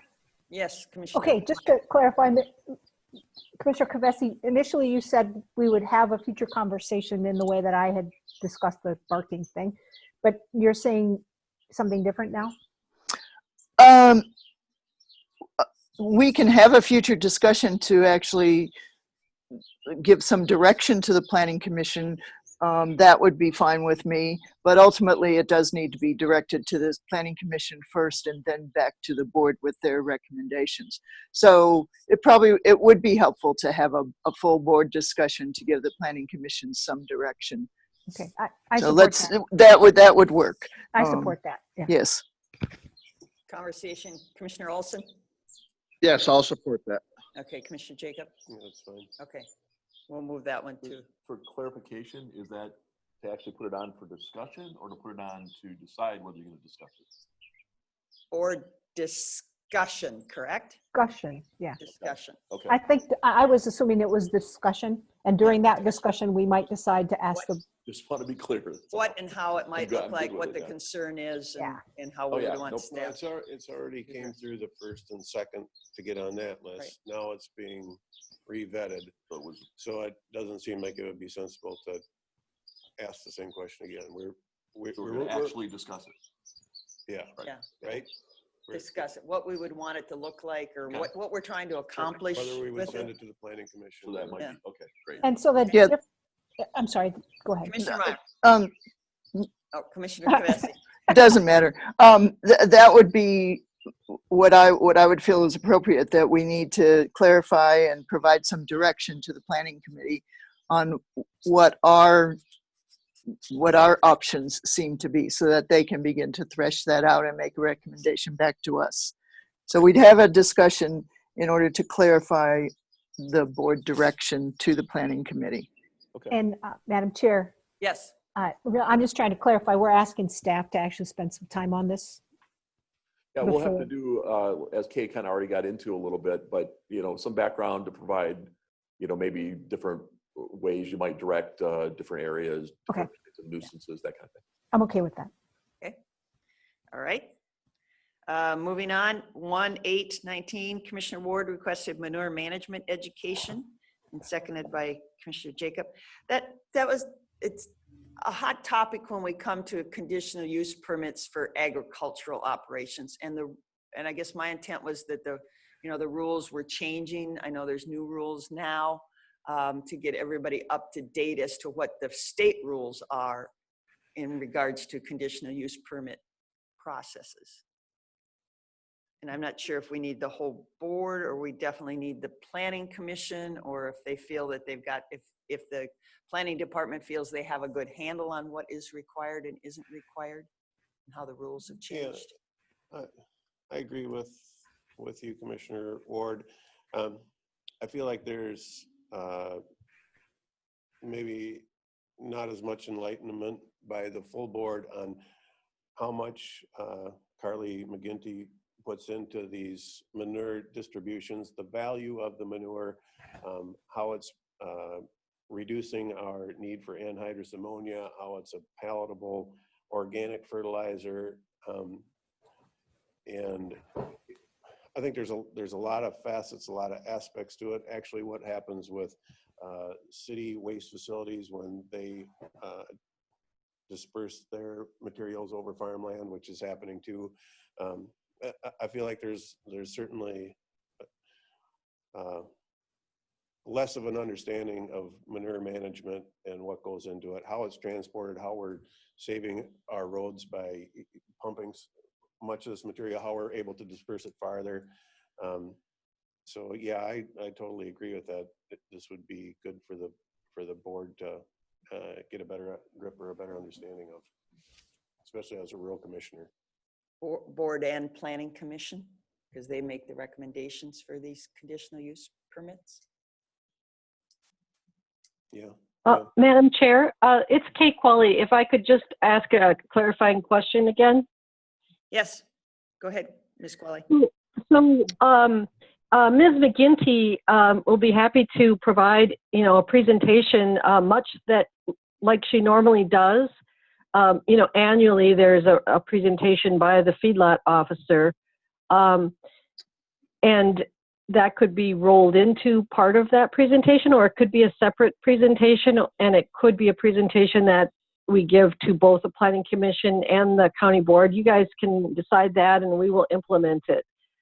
The one point that I would like to request is that because of the delay in the state allowing us to do inspections and so on, we are throughout the season here more than fully engaged, and if this could be possibly delayed until December through February without causing any issues for the county board, that would be much appreciated, because we are slightly over capacity right now. Thank you. Okay, Commissioner Jacob. Yeah, I feel like this really would be a good topic to combine with our soil and water presentation. All of those representatives, elected officials on that board are both nutrient specialists, farmers, or ag related. I think the two would dovetail together very nicely. The soil and water could explain what practices they're doing, how manure management interrelates with our environment, and where potential contaminants can come from, and how that's being mitigated, and the good work being done there. Okay, so we could ask them to put some emphasis on when we extend the invitation, if we would want a topic. Yeah. We could start with that. Does that sound something agreeable to the board? Sure. Commissioner Meyer? Yeah, sure. Okay, Commissioner Kavesi? You're muted again, Commissioner Kavesi. Yes, that's good. Okay, Commissioner Olson? Yes, certainly. Okay, all right. I think we have direction on that then, that topic. And that's ongoing because the state rules will change and ongoing. All right, thank you. Second part of that, request a review of the zoning ordinance regarding the appointment of the Planning Commission. I brought this one up because it's always, when we hire people, employment, we have quite a strict, kind of a checklist and qualifications and try to get the, of course, try to get the best people for employment. and we're kind of employing people on our planning commission because that directs what happens out in the county. But we seem to have we have no process. It's just kind of gut reaction. Everybody does their own little thing. Some people interview them. Some people, just know them and so do we want any kind of more of a process? And our zoning ordinance does lay out some factors, but a lot of times we don't necessarily have a ranking or a system to evaluate the people who apply with those guidelines. So is there any desire to relook at that or come up with something different? Madam Chair, Commissioner Meyer. would you want to limit this only to the Planning Commission, or would you like to maybe consider it for all citizen appointments? We could. I angst over our application as it stands. Our application for our citizen volunteer committees is almost like an employment. There's a lot of information on there that seems that some citizens feel is unnecessary and cumbersome and intimidating, the kind of information we ask. So yeah, they're citizens and they're volunteers. And again, we've tried to make it a simpler process, but I think it's gotten more cumbersome over the years. So maybe it's the whole process for citizen volunteers. So that was a yes? Yes. Okay. All right. And so is the request then that we discuss that kind of in detail at a future board meeting and take a formal vote on it? I think it might. I think it should come to that because, we ask a lot of these people and make important decisions for us. And okay, I'll support that. Okay. I do. Okay. Commissioner Jacob agrees. Commissioner Kavesi? Yes, I'd support that. Okay. Commissioner Olson? Yes. Okay. All right. We have yeses. An actual discussion. An actual discussion. And I guess, we've gone through this discussions at a board meeting. In the past, years ago, we had working sessions and we've kind of gone away from working sessions and we kind of, with the COVID thing, it's kind of odd looking at my screen and seeing who's up there and who's here. I guess, at a full board meeting is fine. I mean, a study, or what do I call them? A committee of the whole, or we used to call them and such. It was a less formal, we talked about it. Here it seems to be a little. I think there's a couple items on here that would warrant probably a committee of the whole versus, just right on the board. Okay, all right. But I need to go back and review them afterwards. Okay, all right. Thank you. Excuse me, Madam Chair. Yes. This is Maureen. Yes, Maureen. Seeking clarification because I'm not sure that I heard the time frame in which you wanted this placed on. You did not. You're right. Your hearing is correct. We make appointments in December and January. Well, we review in December, and then we make appointments in January. So it would have to be before we start accepting applications. The process is open already in October, isn't it? Yeah, it's pretty quick. Yeah. So, Yeah, we usually post in October. okay, so we need it before then. July, August, September. Soon. May I recommend that we do it within the next 2 months? I would agree to that. Okay. Thank you. Thank you. All right, let's see. Then we're to, then on the next page under that, still that 1/8/19, Commissioner Ward asked to hold a working session about innovative method to empower employees. And that probably came after I read some book about giving more. But I do truly believe that employees need a way to address their workflow. I don't know how they do their jobs and if they've got a better way to do something. And I think maybe this COVID thing with working remotely has really brought out some innovative new ideas and different ways we do things, thinking outside the box. So maybe it's being taken care of. But many years, again, going back many years ago, we had a suggestion box. And, but then we've gotten away from suggestion boxes. So I don't know what the rest of anybody thinks. I'm not quite, Madam Chair, I'm not sure what you're asking for. Commissioner Meyer, you, Madam Chair? yes. Okay, you've asked for a working session on this topic. Is that still what you would like? Well, I'm just wondering if people feel that there's a need to discuss that type of venue for employees. I don't believe that I have any ideas to contribute to that, so I'm not really sure. Okay. Hey, just to comment on that, one of the things with COVID that we've done at the management level is to, and I've encouraged the department heads to do this, is to reach out to their employees and find out what we've done differently now with COVID and how we might continue that through in the future.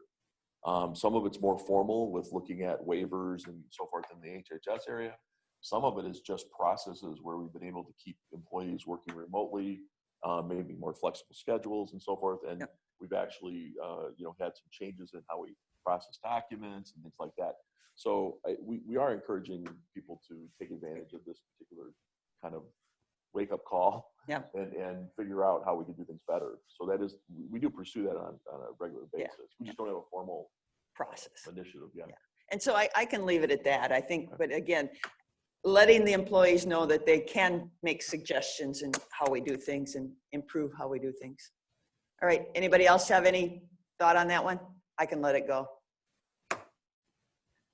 All right, then moving on to 5/26/20. Commissioner Kavesi asked for a future agenda item to discuss county's COVID-19 preparedness plan. Commissioner Kavesi.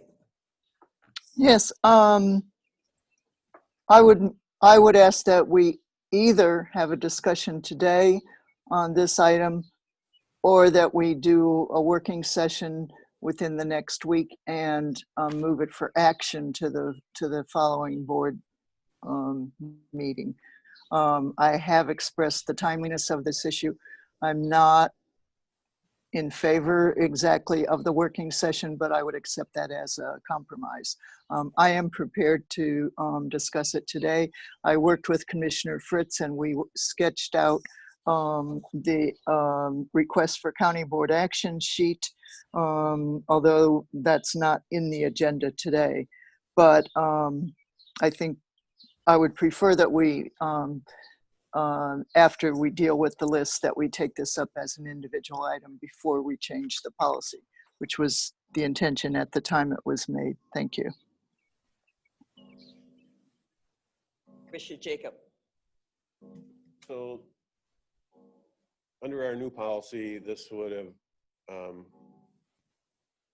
I guess, gone to our next meeting to see whether 3 commissioners wanted to discuss it. And then if that was the case, then it would be on our full board agenda, the meeting after that. So we could short circuit that by at least one meeting if we all agree that the next meeting we want to have this discussion. I guess that would be okay with me, but I feel like it's a disservice to the rest of these items if we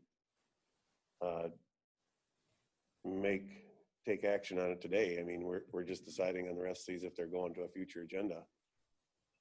And so I would certainly support the next meeting having the discussion you want to have with the ability to take action on it. Commissioner Kavesi. Yes, Commissioner Kavesi.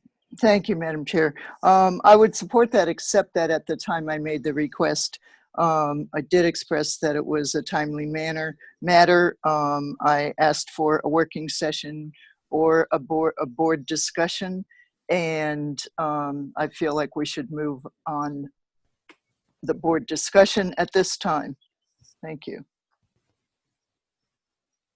Commissioner Jacob.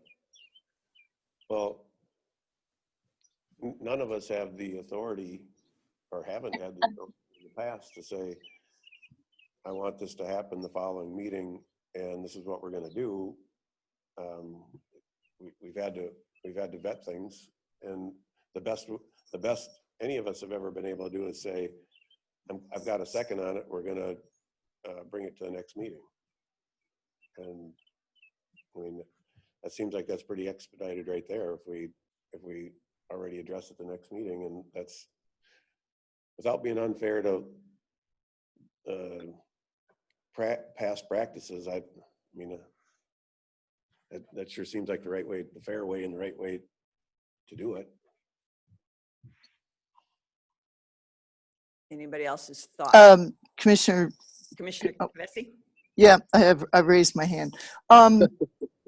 We in the past, the practice is we don't necessarily have the authority to move things quickly, but the practice has been to work with administration to flesh out the request for board action and whatever that entails, and to put it on either the next meeting, or some have been put on the next meeting. So I appreciate Commissioner Jacobs' opinion, but I disagree. Thank you. So you're saying the next meeting is not soon enough? Commissioner Kvesi. So at this point, we would put it on the next meeting, the June, at the end of the month, for formal board action and information. See, right now, I have no idea what the specifics. And maybe after I hear 7.4, I'll have more of an idea. I'm not sure what you're looking for. Yes, and that was prepared but not provided in the agenda since it became melded into the list rather than dealt with as a separate item. Okay. So I am really, I am very firm about the timeliness of this. This is for some people life or death. So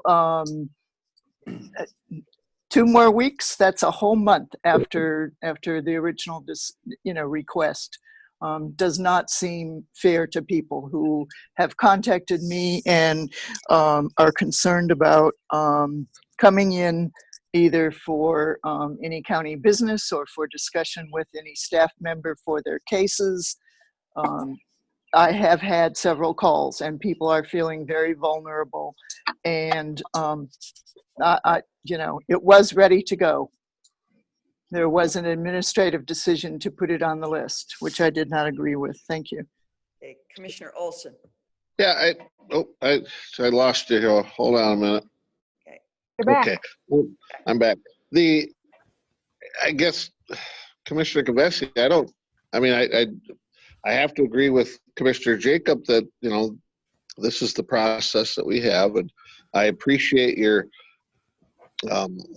concern on this matter, but we do have to follow process because somebody else might have a concern that they feel is real valid, and you are correct. It's very timely. I'm a immunosuppressed person myself, so I deal with what I need to deal with in my interactions with shopping or county business, and at work and dealing with inmates. I deal with it on a daily basis, and I don't know what you're really proposing, a change in what the county is doing, or Yeah. so if you could elaborate just a little bit, and then. Okay. Thank you. Yeah. I agree that the process previously was not to put items on a list and discuss them and decide their future action. The process was to make a request, work with the administration, and put it on the agenda in a timely manner. So that was my request. I did that. I worked with administration. There was some paperwork prepared. I have other items. The basis has been that I had several calls from people like Commissioner Olson who are immunosuppressed, who are in an age range with other underlying conditions, and these people do wear masks, but when I wear a mask, then I'm respecting you and showing you that I am not going to transmit any asymptomatic options to you that would be very detrimental. So what I worked out with Administrator Fritz was that we would ask staff and all visitors to wear a mask at from 9 to 11 each day to do the county business under those options, so that people could go to the license bureau, could go to the auditor, could go to any of the county office buildings, and not only feel safe for themselves that I am protecting you, but that you are wearing a mask and protecting me. So the discussion focused on the policy or the possibility of having people wear masks, the frontline staff and the visitors, for 2 hours a day, say 9 to 11 every day, so that people could feel safe. And I have further information that shows the efficacy of mask wearing. The science is evolving on that, but it's becoming very strong. One of the things is that in our daily updates from Jeff Peterson, he has a list of things of what you could do to prevent the spread of the virus. And the first item on the list says wear a mask. Now that's also on the MDH website. So I mean, that's just one piece of information that shows that mask wearing does prevent the spread of the virus when both sides wear masks. Commissioner Olson. Okay, now, I appreciate all that. I carry a mask in my pocket at all times. I go into some stores, I see some employees wear masks, some don't. In different stores, and maybe this is a question for Maureen, is that something that you can mandate our employees at the county to wear a mask? Can you mandate that? For 2 hours a day. So maybe that discussion could be handled right here as saying we can or cannot do that. Some people have issues with wearing asthma type things. Is Maureen, is that Madam Chair, Commissioners? yes, is that mandatable within our I would say off the hand, everything would have to be taken into considerations, but I don't think there is a one size fits all here, because we have to look at the medical situations of employees and the actual need to wear said items. So it's not one size fits all. There are positions that, yes, we can require, but it's not black and white for everyone. I agree, and that's why we discussed the possibility of 2 hours a day. And also, I believe we could have staff rotation if anybody has any particular health issues that would prevent them from wearing a mask. I felt like the 2 hours a day option cleared the way for people to feel safe for 2 hours a day, if that's what they wanted. If they don't want that, then they can come at the other times. Attorney Sonneman going to give us some. Oh, thank you. Karen. I'm not going to answer your questions completely, but I mean, there is our agenda item later about the courthouse reopening, and we've done extensive work on preparedness for that. And part of that, I did have one of our team research what other counties are doing for their courthouses. But what Hennepin County actually came up with a very comprehensive preparedness plan at their May 19th board meeting, and I have a copy of that. You can find it on their website as well. But it's very in-depth in terms of covering county buildings, not just courthouses, not just their jail. And it does talk about whether or not you can require employees to wear masks. There's some discussion there, and about because there's been not just the declaration of the emergency, but some of the health requirements, and that's probably what Maureen is referring to as far as some employees should be wearing masks, or so it gets into some real detail here. I guess I would recommend, it's not something that could be decided today, but that there be prepared and I know Commissioner Kavesi wants to address this today, but like I said, Hennepin County really has done the homework on this. And so I think that it would save a lot of time if you directed staff to look at Hennepin County's model. And granted, they have a heck of a lot more buildings and a lot more people, but it's the same principles of safety, making, people feel comfortable and safe coming into government buildings and doing their business. So there's a roadmap there that Hennepin County's already done, and they passed that May 19th earlier last month. Okay, thank you. Thank you very much. Well, Commissioner Jacob. Yeah, so I just see there's so much information here that I want to see both sides. My wife works at Quick Trip. They're required to wear masks. Many of the employees have had to take leaves of absence because they're rebreathing circulated air. They're not getting complete air exchange. So that's a vigorous work environment, which is different than an office environment, which is different than our highway department. We've got, many different departments, and the attorney's offering information. It just seems like there's never a situation where something has come, and I don't use the word never often, but where something would come before the board and we vote on it the same day. I mean, the vetting is not there. I want to see the benefits. I want to see the potential liabilities. I want to see there's health ramifications to wearing a mask, as well as health protections for the people around, the other people. So I see all that. If we're going to do this, I want all that information. I don't feel good about just saying we're voting on this today.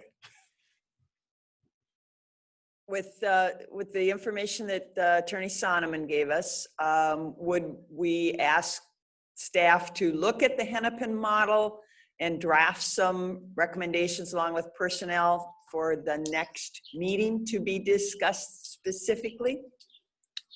Commissioner Kavesi, I would like a workshop, a work session, between now and the next board meeting, and that the board and HR review the Hennepin model. I just got a message that I have a new grandchild. We don't know the gender yet, which is strange, but Congratulations. I'm relying on text messages from China, so I'll keep you informed on that issue. Madam Chair, I support what Commissioner Kavesi just requested. Okay, a separate working session now prior to our June. I think she's trying to expedite it, and I think that's great. I myself would like to know that there's time during the day when I can, if I'm required to do business legally, that it doesn't require me to put my health at risk. Okay, Commissioner Olson, your thought. You're muted. Yeah, you're muted. I will support that also. We do have a pandemic that has been going on for months, and let's look at the Hennepin County model that Carnes will provide, and make sure that HR looks at it as far as employee rights and responsibilities, and let's see if we can get a working session scheduled. I'll support that. Mr. Jacob. I'll support the working session as well. I'd like to note that it's not like the county is doing nothing. I know we have the plastic out, we have the plexiglass shields, we've got social distancing. I want to be respectful of both the employee that we are going to require to breathe recirculated air through a mask for hours on end. I want to look at both sides of the issue. We want to protect the public, no doubt about it, and find an acceptable compromise. Do we have, I can go for a working session. Looking at the calendar, I don't know if it's too soon. We have our, when some of us would be attending in person, Tuesday, the 16th, we have our Board of Appeals and Equalization at 6:30. Could we meet late in the afternoon, or is that too soon?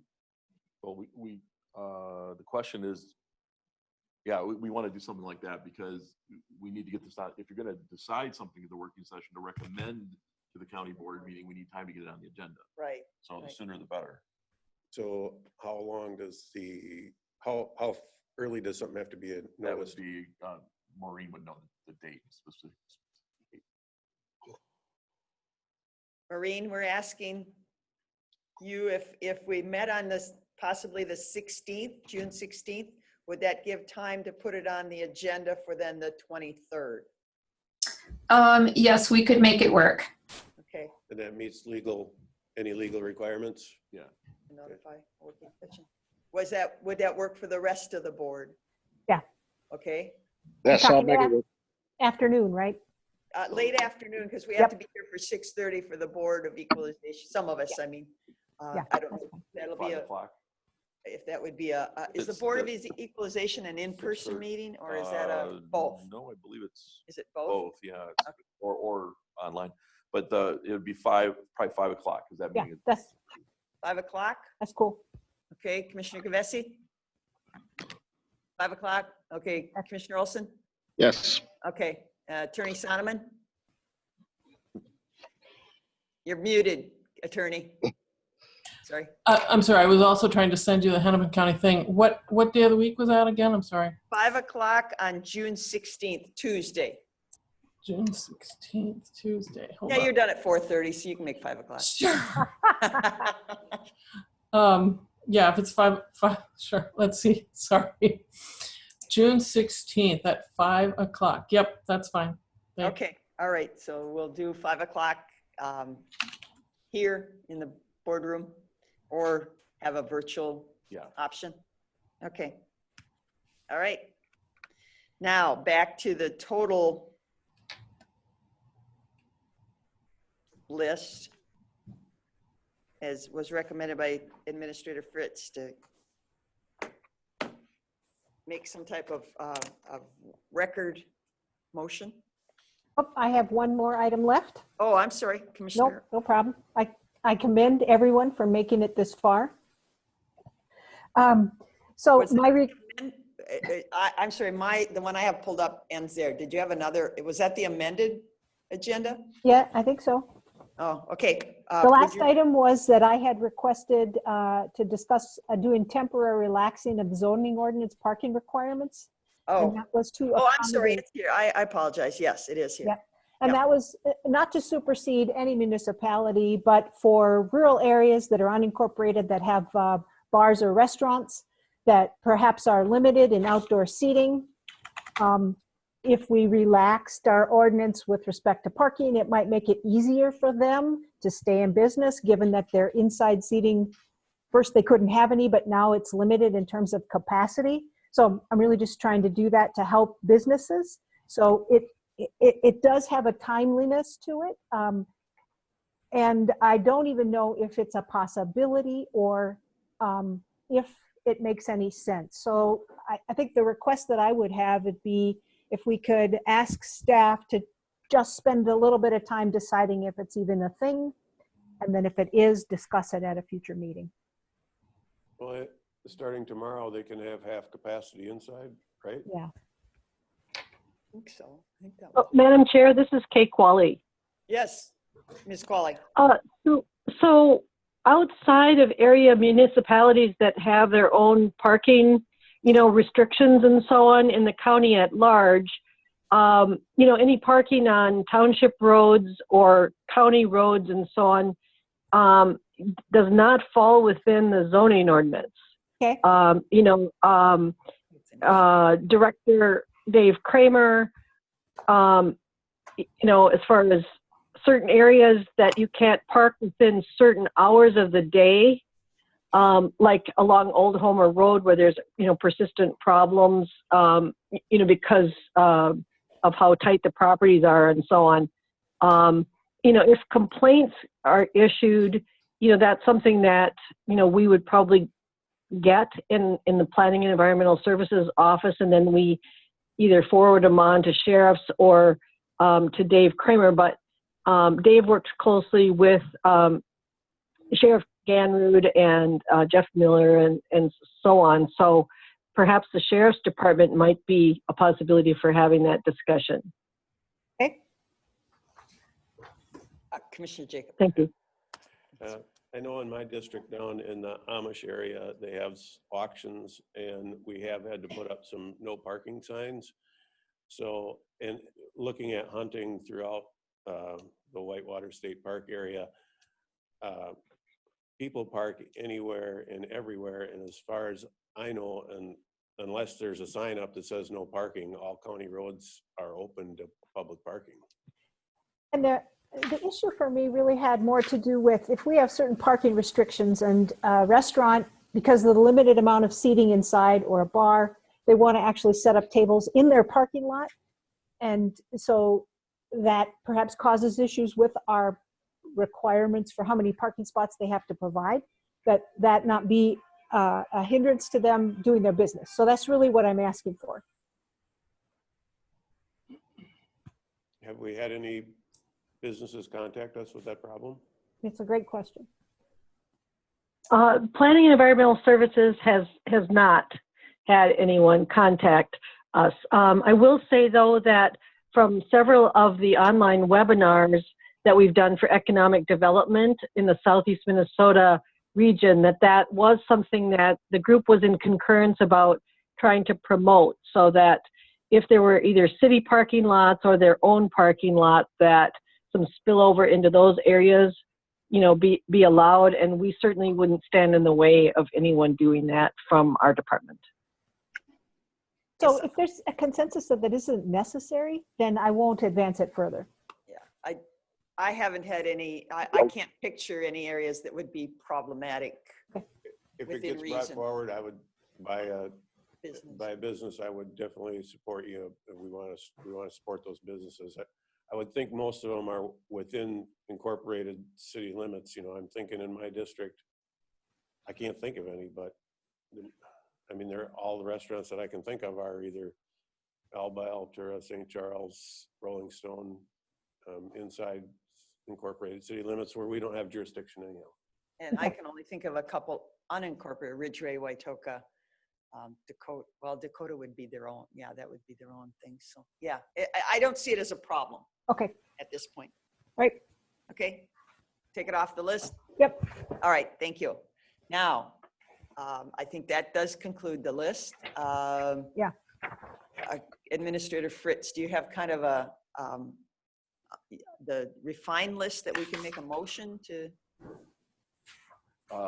Which ones we're going to put on? Well, I've got, yeah, but I don't think that going back and I'd have to, you want me to go through them? Or? Well, do we feel we need an official motion? I think that was discussed at the very beginning.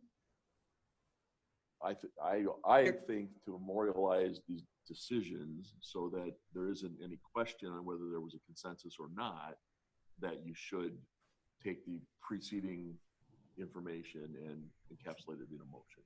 Okay. That's my opinion. You don't have to, but. So I'll make a motion to approve the business that we just conducted. okay. I'll second. All right. We have a motion by Commissioner Jacob, second by Commissioner Olson, to approve the business as we just discussed under 7.2.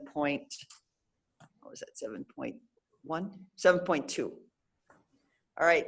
Are we all clear on the motion? All right. I'll do a roll call. Commissioner Kavesi? Kavesi votes aye. Commissioner Meyer? Meyer votes aye. Commissioner Olson?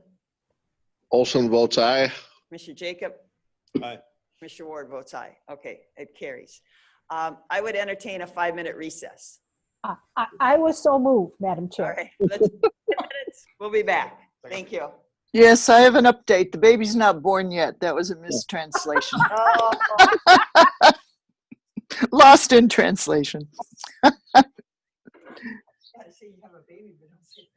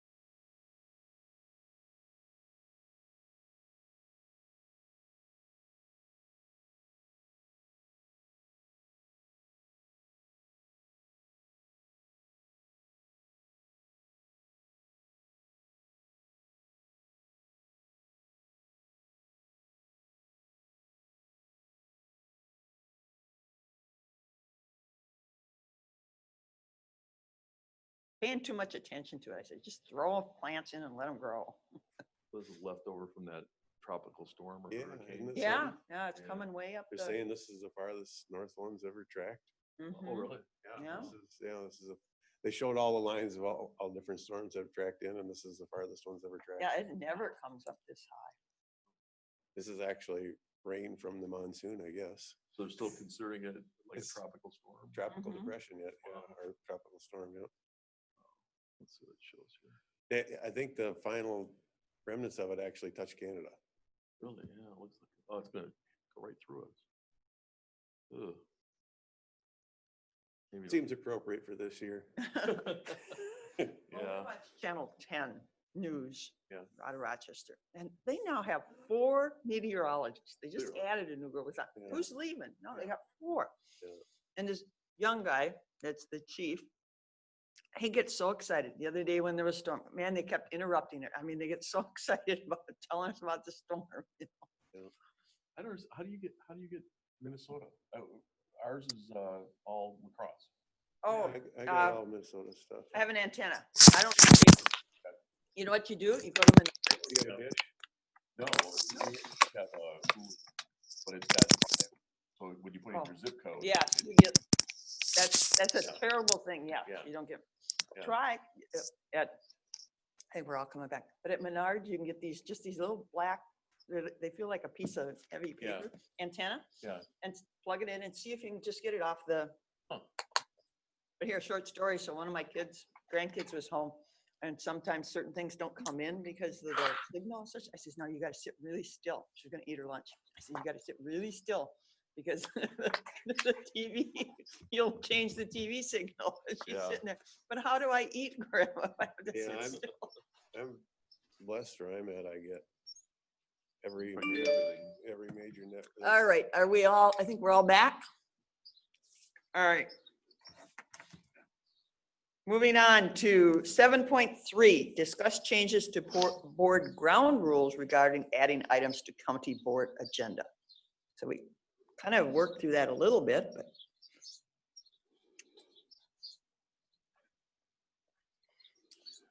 I'll just make a motion to approve it as it's written. Looks right to me.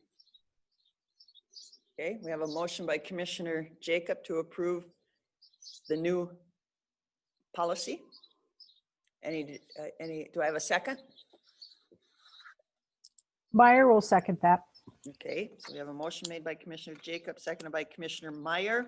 Yeah. Discussion. Yes. Yeah, one thing that is, I left in there because that's the way it was written, but it indicates that when a future agenda item is requested, that it needs to get support it gets support. It doesn't say a second, it says support. So there's been some question as to what that means. You know, if someone just says, well, I acknowledge, I like that idea, it sounds good, versus I second it. Okay. Okay, so which paragraph, so you're on, It's right in the middle of the paragraph. It does say if a second commissioner supports the request. Right. So are you you're uncomfortable with support, or you want? I'm just saying in the past, it's brought up questions of, well, was that actually been, you know, it wasn't seconded, Oh, but it was supported. okay. So I think if you change the word support to second, it takes care of it. Although, Madam Chair, Yes, Commissioner Meyer. if I said I seconded it, that would be considered support, right? Yes, Yes. you could do that, but we've had a situation, as a matter of fact, in the last meeting, on the item for COVID preparedness, you had indicated you acknowledged that you wanted to see that on a future board agenda after Marie had made the request, but no one ever said they seconded it. I see your point. Okay. Okay, so clarify, so an amendment to the motion to say instead of support, seconds the request? Whatever fits, yeah. Okay, I mean, I'm okay with it the way it is, but It just takes out any issue for staff to have to clarify whether it was Well, actually so, supported. I mean, I could say that I saw Greg nod his head and I consider that to be support. Yeah, that's why. Yeah, I mean, so you want to change it to say the word second? not right now. No, that's it's not. seconded, yeah. That is- Okay, so I'm going to remove my Can I withdraw my second? Yes, or we can just amend it. Okay, whatever. I'm fine with that, though. Friendly amendment to replace the support with a commissioner seconds the request. Yeah, except I can't make an amendment, No. so. Commissioner Jacob, you made the motion. Would you accept the friendly amendment to say? Yes, so you're making the language, that's fine with me, I support it. Okay, I second it. all right, you second it. Okay, we agree to the, let's see, we have to vote on the amendment. Yes. Okay, we have to vote on the amendment to change the wording from supports to an official seconds, the action. All those, roll call, Commissioner Kavesi, Commissioner Kavesi votes aye. Commissioner Meyer, Meyer votes aye. Olson, Aye. Jacob, Aye. Ward, aye. Okay, so now the motion is to accept the ground rule change. Again, roll call, Commissioner Kavesi, Kavesi votes aye. Commissioner Meyer, Meyer votes aye. Olson, Olson, aye. Jacob, Aye.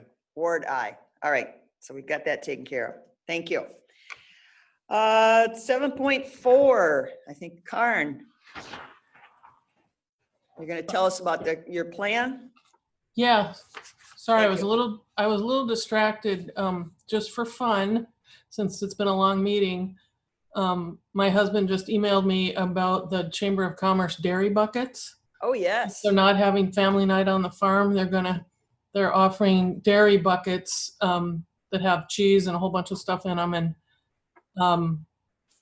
my daughter, Jane, was the 1996 dairy baby because she was the first baby born in June. So she just turned 24. So anyway, They of had course. dairy babies? what? I didn't realize they had dairy babies. Yeah, Winona County's had a dairy baby every year for, I don't know how long it's been, but it was at least 24 years ago because Jane was the dairy baby. All right. So yeah, just go on the Chamber's website and get your dairy bucket. Free commercial. Thank you. Yeah, sorry, I just, good support of agriculture too. So, Thank you. okay, yeah. If you recall, I had appeared before you to ask you to close the courthouse to the public back on March 19th. And we did that, maintaining all the operations in the courthouse, which include the district courts, the Department of Corrections office, and then my office, the county attorney's office. And right after that, I convened a kind of all, oh, how should I say, stakeholder work group, including the sheriff's department, which is responsible for security here, but also a lot of our stakeholders in the criminal justice system, to put together a courthouse reopening plan. And so we're ready to go on that because we're kind of following along with what the courts are doing. They're kind of the driver on this. And they are, the Minnesota Supreme Court has deemed that June 15th will be the day that court administration's offices will open to the public on a limited basis, but they'll also have their public terminals open. So we're planning, and we'd like your permission, approval to reopen the courthouse on a phased basis, according to the plan that we're still finalizing, but it would include reopening the court administration window, like I said, on June 15th. And then we're also planning and helping the courts get the courtrooms ready for what would be the first criminal jury trial, hopefully in July. But there's a pilot project going on in Olmsted County, and no court can have a jury trial until those pilot projects are completed. So Olmsted is the representative pilot in the 3rd Judicial District. And then the plan is to have civil jury trials starting in September. So there's time along the way to both finalize and refine any plans. But we have made the decision in this work group that, and this kind of goes along with some of the concerns that Commissioner Kavesi articulated just earlier. The public entrance to the courthouse is the only entrance to the courthouse for the public. And so that is a critical point, actually, in terms of people entering the courthouse again, but also doing so to be safe or feel safe. As Chief Justice Gildea said in a Tribune article just the other day, she said the reality is that when people are called to service, the courts have to create an environment where people can trust in the process again. And in order to trust it, they have to feel safe in being a citizen participant.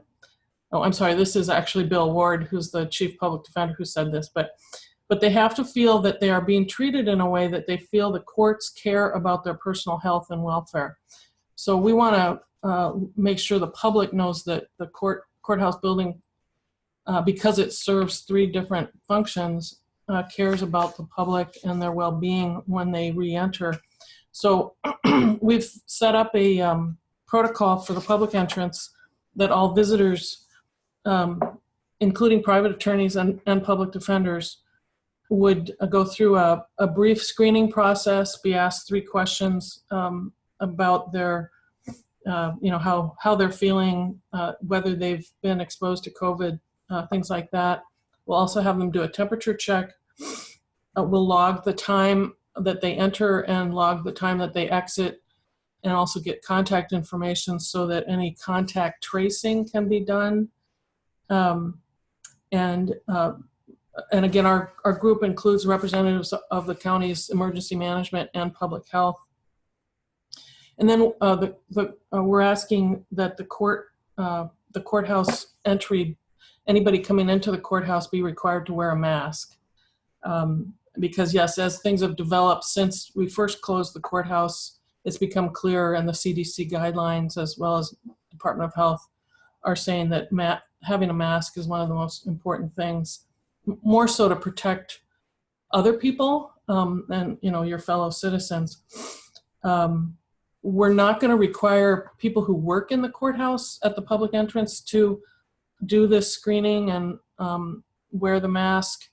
We're encouraging them to go through the 4th Street entrance, and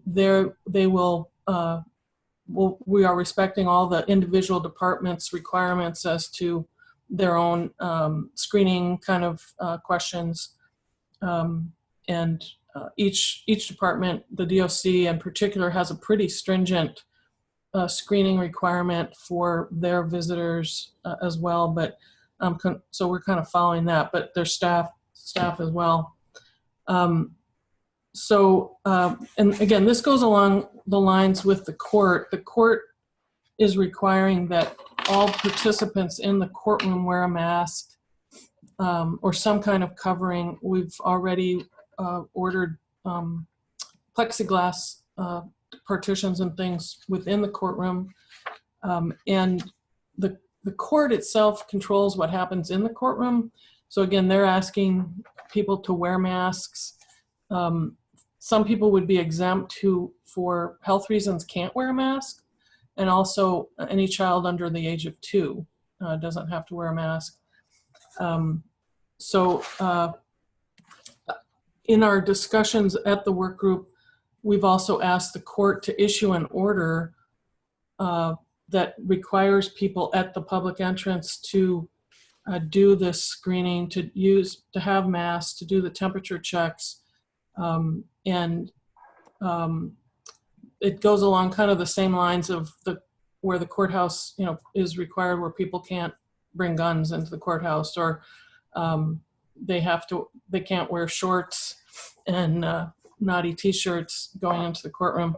So there is precedence for issuing that kind of order. But before we do that, I wanted to obviously get the board's approval to reopen the courthouse again on a very soft reopening, a phased basis. Our work group will continue to meet throughout the state of emergency as well as the pandemic.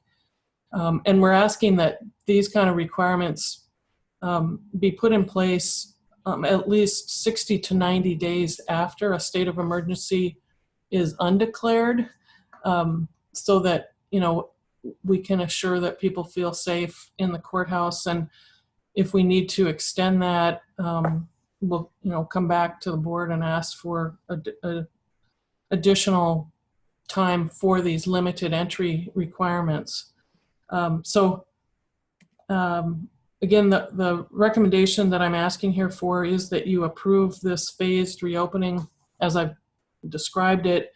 Again, I am in the process of preparing a courthouse building preparedness plan that would address specifically the courthouse building. And we're finalizing our checklist for making sure that all parts of the courthouse, the waiting areas, the bathrooms, the other public areas are covered as far as this preparedness plan, and working closely again with emergency management and public health to get those kind of posters and other informational items. And one of the other items that I just had caught glimpse of the other day that we've added, if you happen to have a chance, go on the Mayo Clinic website.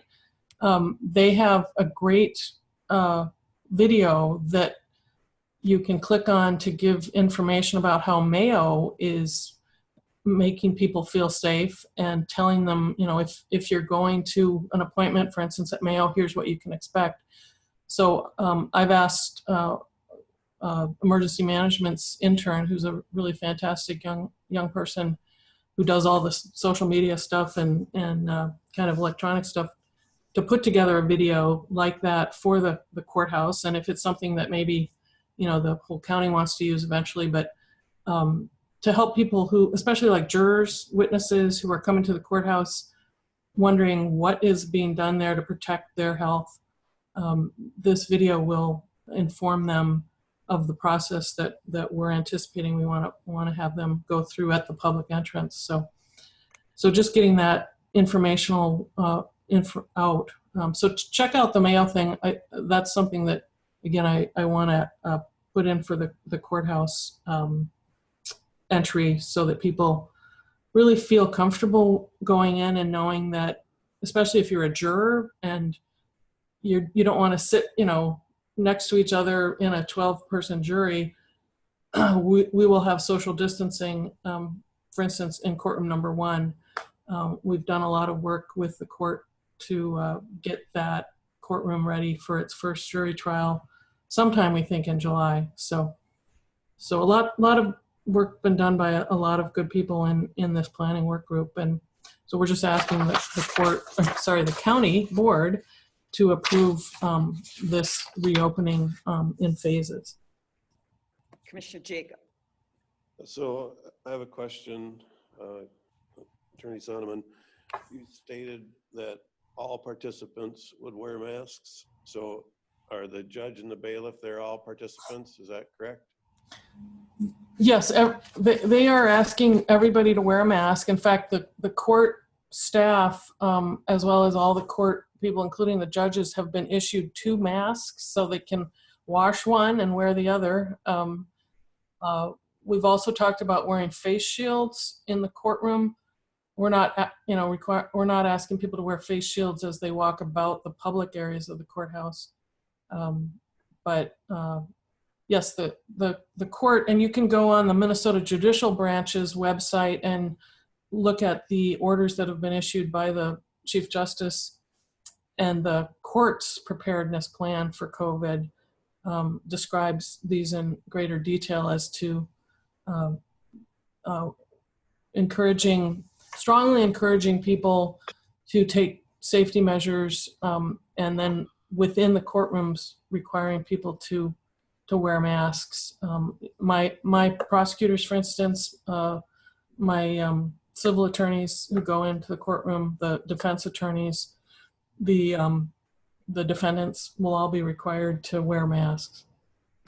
And so it's just within the courtroom area, because I see you're not wearing a mask, and I'm wondering, will this policy carry in the courtroom now, right? Or in the courthouse? Yeah, in her office. I am not wearing a mask in my office. That's correct. My staff are not wearing masks right now. We are still doing a kind of mix of remote work and in office work, and there's enough social distance here in our office. But I am putting in for my office a requirement that all visitors to my office wear masks, and then if my attorneys are meeting with those visitors, say there's a victim witness, for instance, then I'm requiring them to wear a mask as well at the time that they're meeting with somebody. But we felt it was really important to require the public coming in to wear a mask, and we have masks available. If somebody comes in and they don't have a mask, we can give them a mask. We're not going to charge $1 like at Menards. Yeah, So. I think part of my concern there would be that we would hold ourselves to the same standard that we expect the public to be held to. I mean, we're saying you have to wear a mask, and we may or may not be wearing a mask, and we can breathe on you, but you can't breathe on us. So, I mean, I just feel like it needs to be consistent what we're doing. Almost seems the opposite of what I'm seeing the private sector do, which is the employees are all wearing masks and the public is not. Like if I go into Quick Trip or a lot of stores, so I want to make sure we come up with a consistent program that's fair and treats everyone equally. Well, I can tell you, Commissioner Jacob, when we have had our meetings of this work group and we've had walkthrough meetings or meetings where we actually are meeting in person, we've done most of our meetings by Zoom, but the in-person meetings where we had to, go through the courtroom, go through the courthouse, everybody in that group, and sometimes we had 7, 8 people, we all wore masks. So this is for the public area of the courthouse. What happens within the private offices of the courthouse, whether it be court administration, Department of Corrections, or my office, there are separate requirements for staff. And as I said, I am going to require my staff to wear masks when they're meeting with people.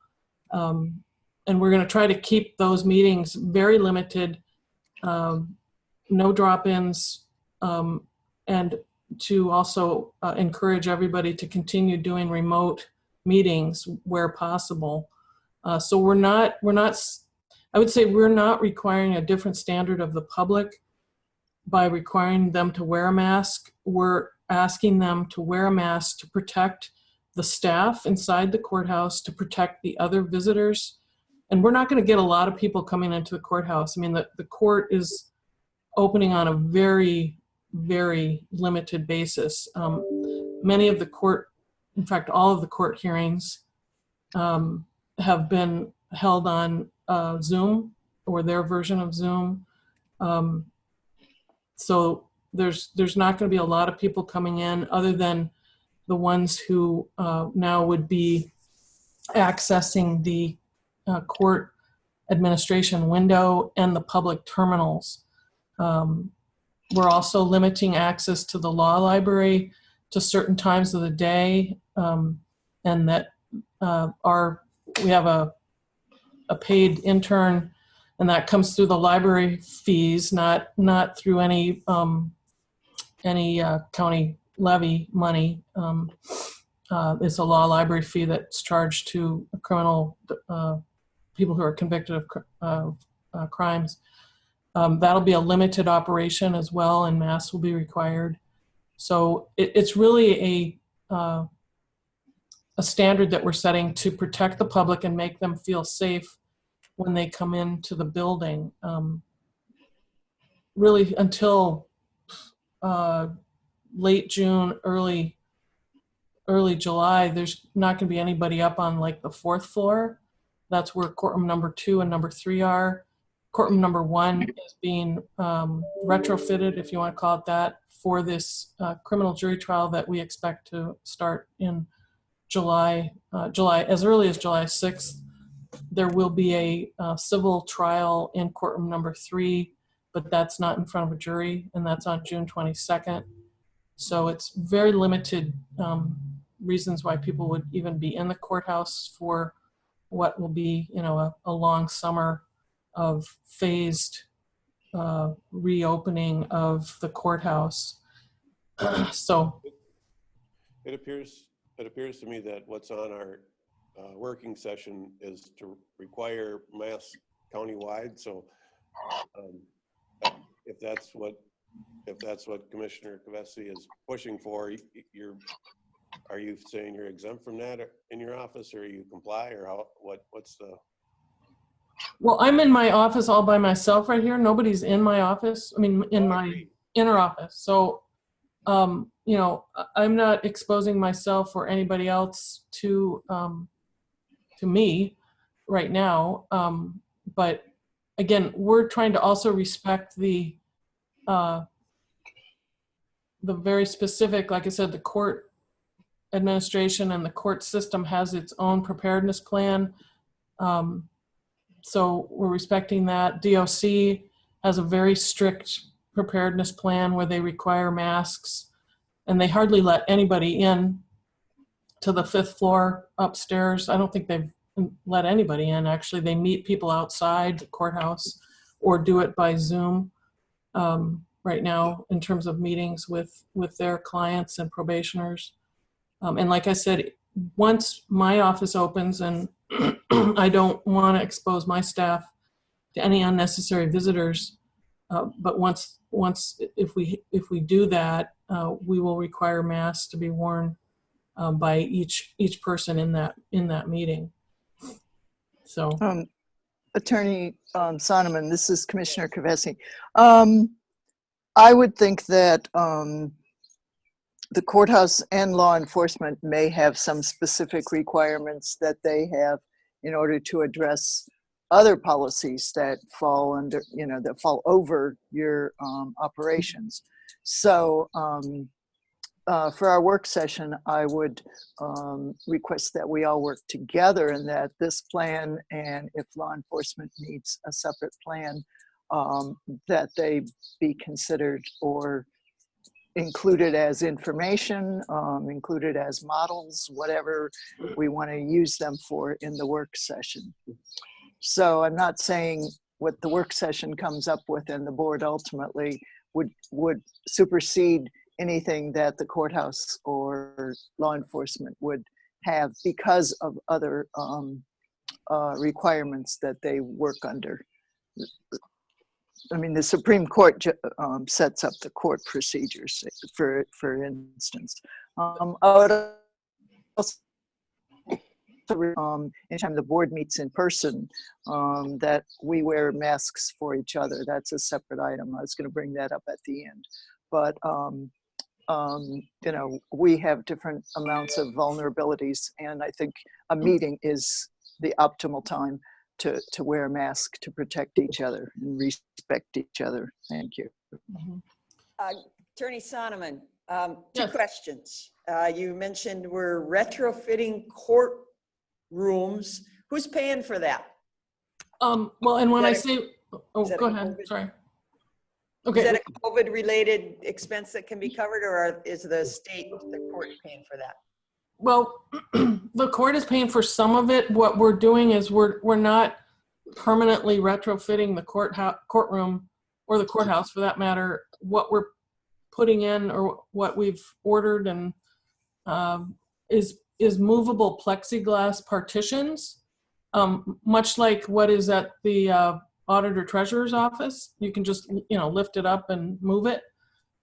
So we're, and what, as I think put in there, yeah, and the funding there in the item 7.4, that we're seeking reimbursement through the COVID related funds, keeping track of that.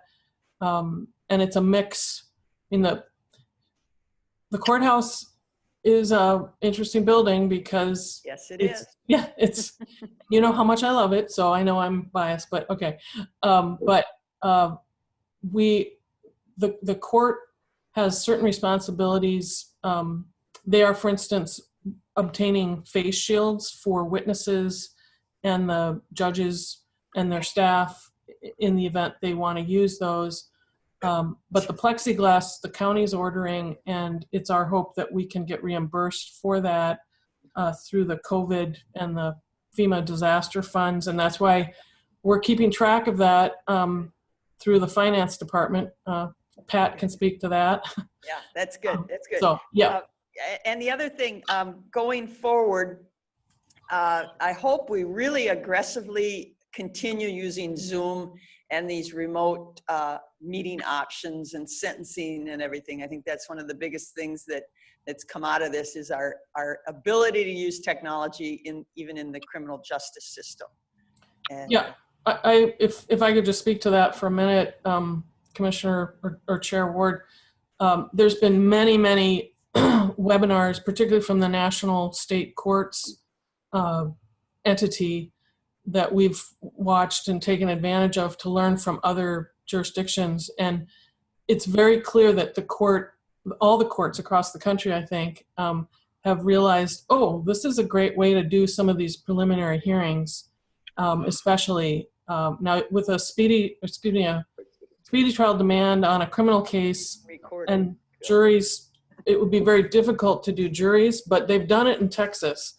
But for the preliminary hearings, I just get the sense, and I've heard it from enough judges saying, you know, we really like the way we can do these remote hearings. It saves on, you know, attorneys who might be up in the cities who say, well, I can't make that hearing. Well, now they can Zoom in. So yeah, I think there's going to be a hybrid of court proceedings that you'll see that. And the courts embrace them. In fact, they've even issued remote hearing decorum rules already. So, you know, you have to dress, you still have to dress for court. So we're very glad to hear that. And you know, you have been recorded. So we'll use that. I realize that, right. We'll keep that recording. Thank you. No, I appreciate that. I know what you're talking about. Okay, thank you. Okay. Any other questions for Attorney Sonneman? Madam Chair, are we looking for a motion to? Yeah, yes, the action would be, well, it says recommendation, receive presentation, and approve. And approve the phase reopening. Yes. Excuse me, Madam Chair, before there's a motion, may I speak? Sure. Go ahead. I've had my hand up for a long time. I'm trying to be Oh, patient. well, you know, I'm sorry, this screen doesn't, that's part of my challenge. There is no indication who wants to speak when. You just kind of start speaking and you turn yellow around the perimeter of the box. Yeah, we can adjust the screen so that the side is open. Oh, okay, okay. So I'm sorry if I've ignored anybody. It's just, go ahead, Maureen. Thank you. This is the first that I have heard of the potential of requiring employees to wear masks. I would ask that if this is approved, that it's with the understanding that the work group, as well as Attorney Sonneman, work with our department to ensure we are doing this process in compliance with all rules, regulations, policies, etc. Right, yes. All right. Yes. Does the union have to approve anything? I don't know, is this the question, Maureen, is this an issue union may challenge or need to approve themselves? They wouldn't approve it, but they do have rights. So if we are requiring them to do something and we are not following appropriate protocol, etc., then they could make a grievance. I'm not saying they would. I'm just saying this is the first I've heard that we're going to require employees to do that. Okay, all right, Attorney Sonneman. I just want to make it clear, the plan at the public entrance is not to require employees to wear masks. It is to follow the protocol of their department. So, so we're not at the public entrance phase, which is coming up June 15th. We're not requiring employees to wear masks. We're not requiring employees to go through the screening. We're requiring them to follow whatever their protocol is that's been determined by their entity. So, so I know Ms. Holte is concerned about this, and we've included the administration on this work group. When I say that I want to have my employees or my staff in the county attorney's office wear a mask, that's probably what she's referring to, I think. Because we can't dictate what the court administration wears, what DOC wears. And so I mean, I can talk to Ms. Holte about what I'm asking for within the county attorney's office, but I want to make it very clear that we determined in our proposal that we discussed last Friday, and we meet every Friday as a work group, that the public entrance on 3rd Street, we would not require staff to even go through the screening, but that they would be allowed to go in, just like they're not required to go through the magnometer. So I just want to make that clear. Commissioner Olson looks like he has some. Yeah, I will speak to, in Houston County, for instance, I have to wear a mask and get screened before I would enter into the secure jail area, which I do on a daily basis, it seems. But, you know, that's the, I think, Department of Corrections protocol. Commissioner Jacob.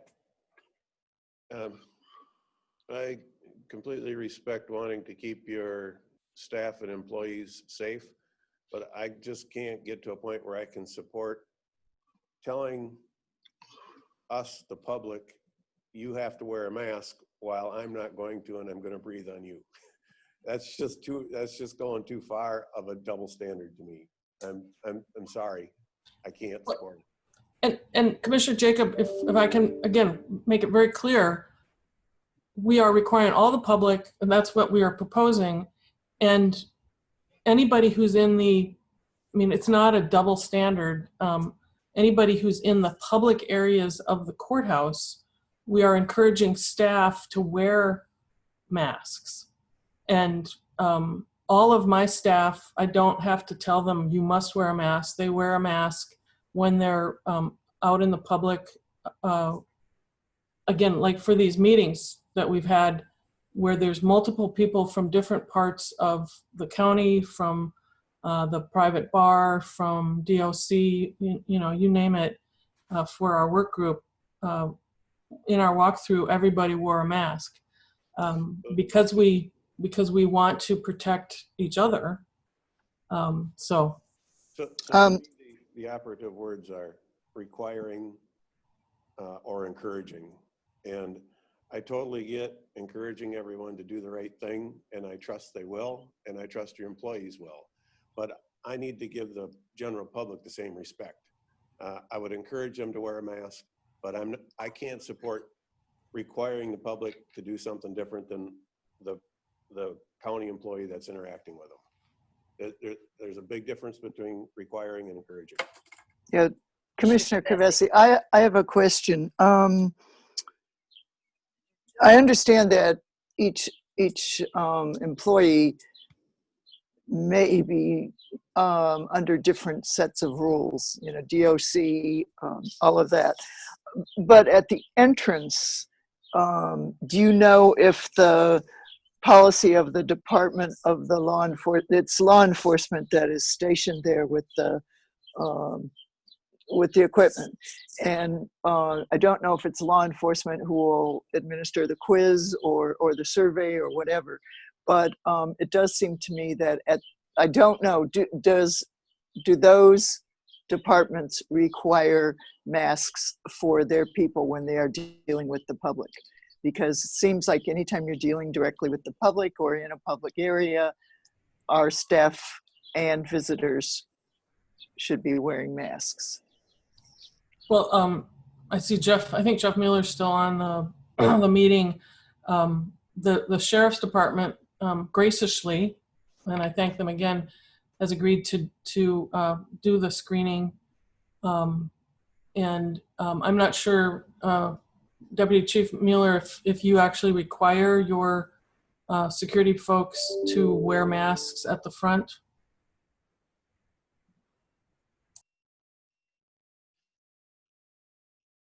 Can you hear me okay?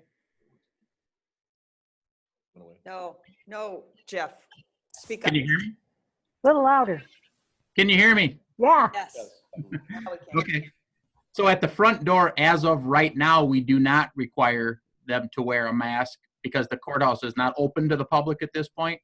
And I can have further discussions with Karen, but I thought my understanding was that once the doors open publicly to the courthouse, that we would have the employees doing the screenings wearing the masks at the entrance of the courthouse for that. At the LEC currently, we do not, but nor are the doors open to the public at the LEC. We don't require the general public coming into the LEC. Even though the doors are locked, they don't come into the LEC, I guess is the best way to put it at this point. So they don't come into the LEC. If there's some business that requires person-to-person contact at the law enforcement center, we encourage the employee to wear a mask. We don't require the public person to wear a mask to do public business at the LEC. But once again, in general, the doors are still locked at the LEC, so all business is encouraged over the phone or the internet, if that answers the question. I think what I'm hearing is maybe any of these policies or anything we need to run by HR, Maureen Holte, so that we're consistent and we're following the HR rules. So maybe just include Maureen in some of these walkthroughs or these meetings, if she brings her mask. Right. I mean, again, we've included administration and personnel in the walkthrough. And they actually just want to do a shout out to Sheila Becker. She was very helpful in terms of measuring the courtrooms for those plexiglass. So I have tried to be very inclusive in this work group to make sure that we're covering all bases. And I know it's a kind of hot button issue about masks. And again, I just want to emphasize that we're not requiring staff, but I also understand and respect, Commissioner Jacob, your position on requiring public, but then not having some staff not wear masks. But again, the encouragement is for staff to wear masks, but there are reasons why staff may not be required to wear masks, but we can get into that later. This, like I said, the work group, we we have formed, we'll continue to meet throughout the COVID-19 pandemic, and we'll refine and modify our phased-in procedures as requirements dictate. So we're asking, again, that the courthouse be open as of June 15th for very limited reasons.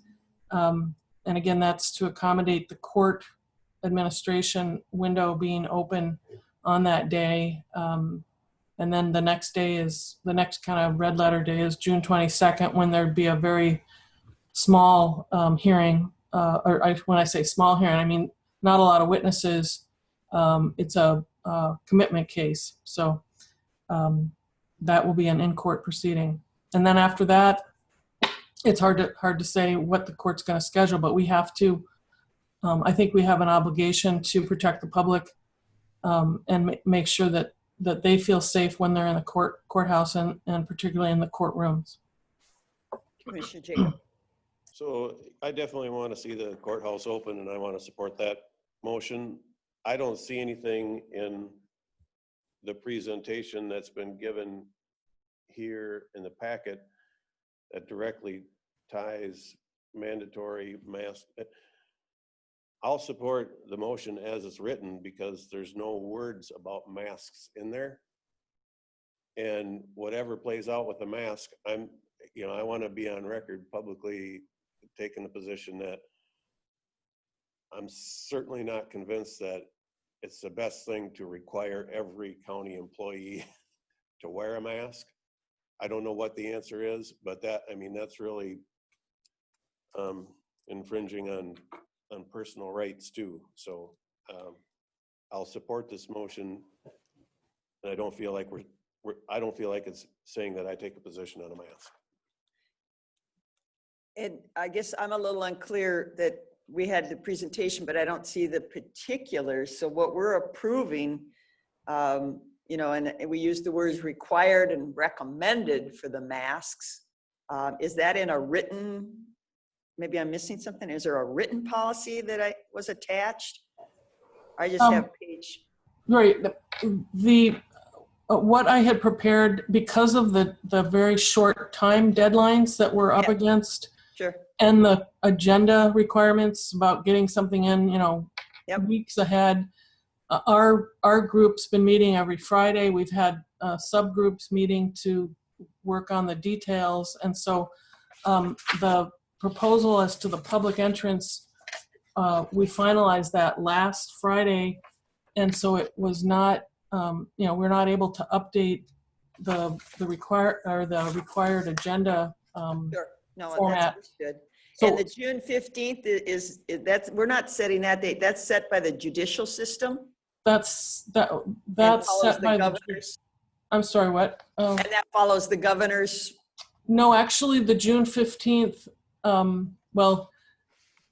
Chief Justice Gildea issued an order that incorporated the governor's reopening, dialing it up, dialing it down, whatever. But the court itself issued the order that June 15th was the day that they would be opening statewide the court administration windows.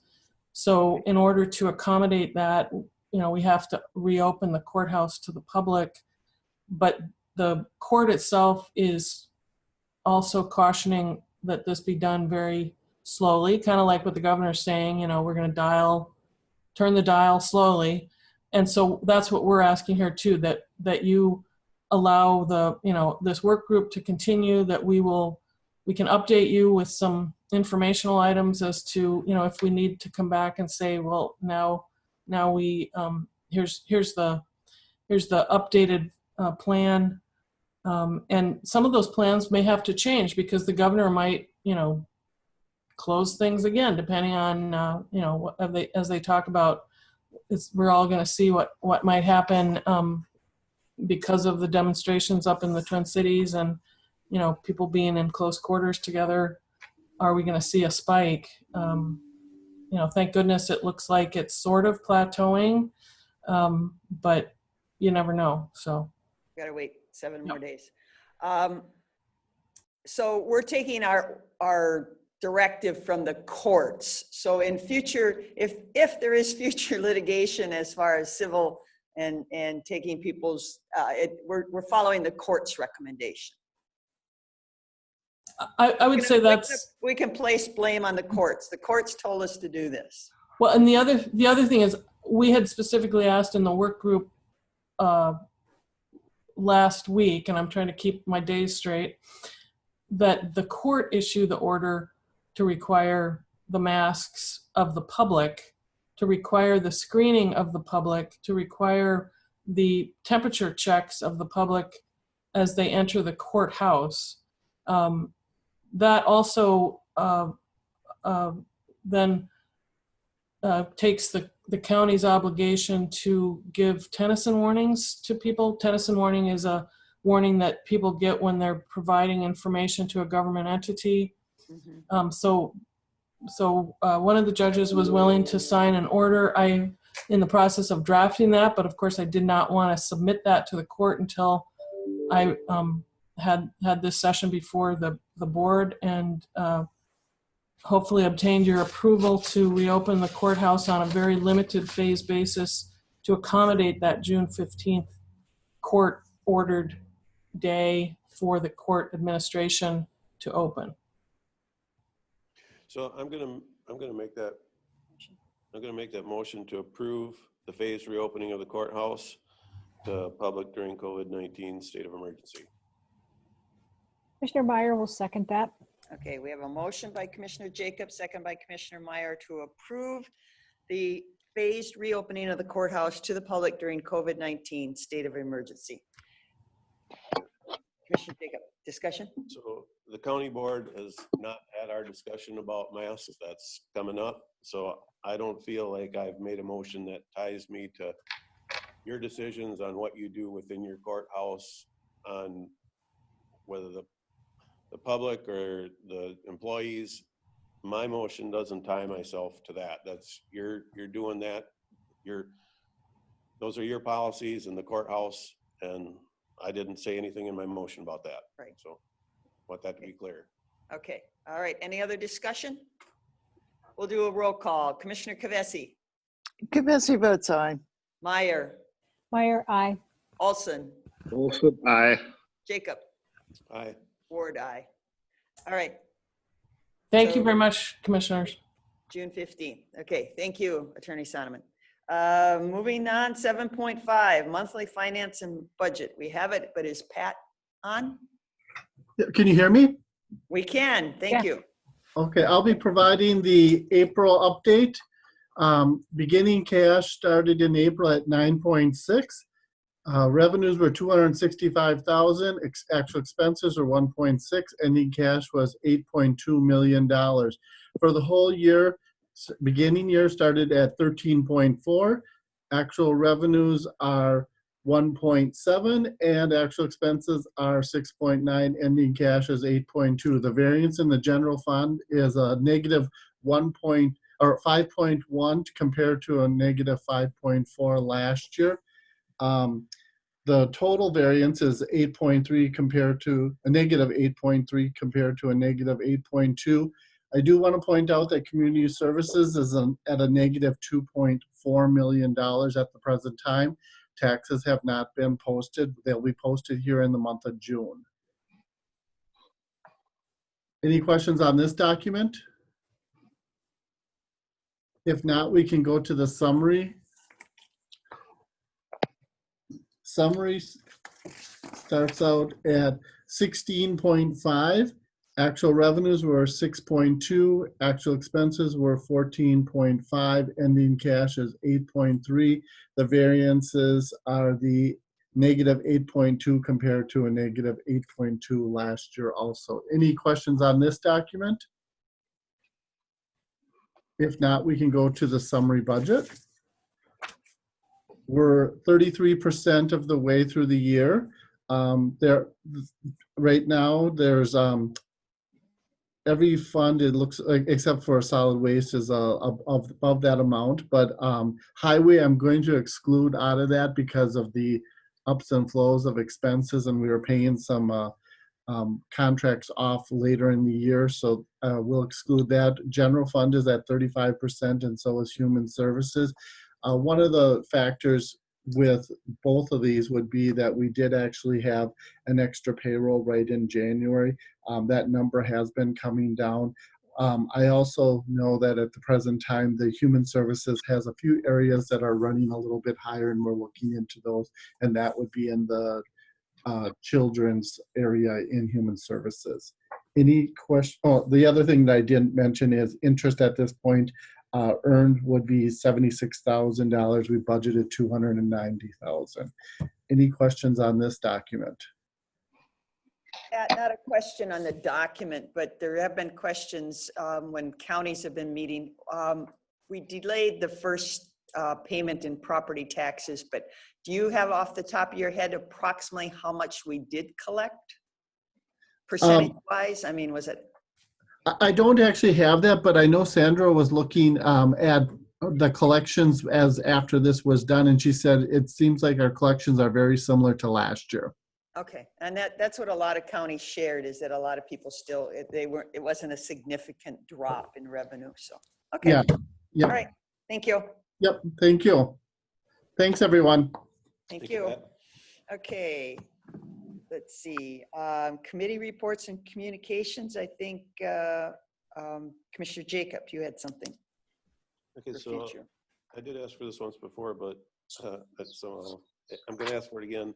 I want to revisit the size of the jail in light of the reduced transportation costs because of Zoom, law enforcement departments being defunded, inmate release during COVID kind of proves how many do we actually need there. Our land acquisition issue, should our annex, should that population really be getting dedicated jail cells, or could they be handled with ankle bracelets or some other measure other than those dedicated cells? So in light of the very significant changes that have happened in the last 6 months, I can't in good faith go to the public and ask them for $25 million because what made sense 6 months ago, I can't say that nothing's changed. So I'd like that as a future agenda item. And I will second that.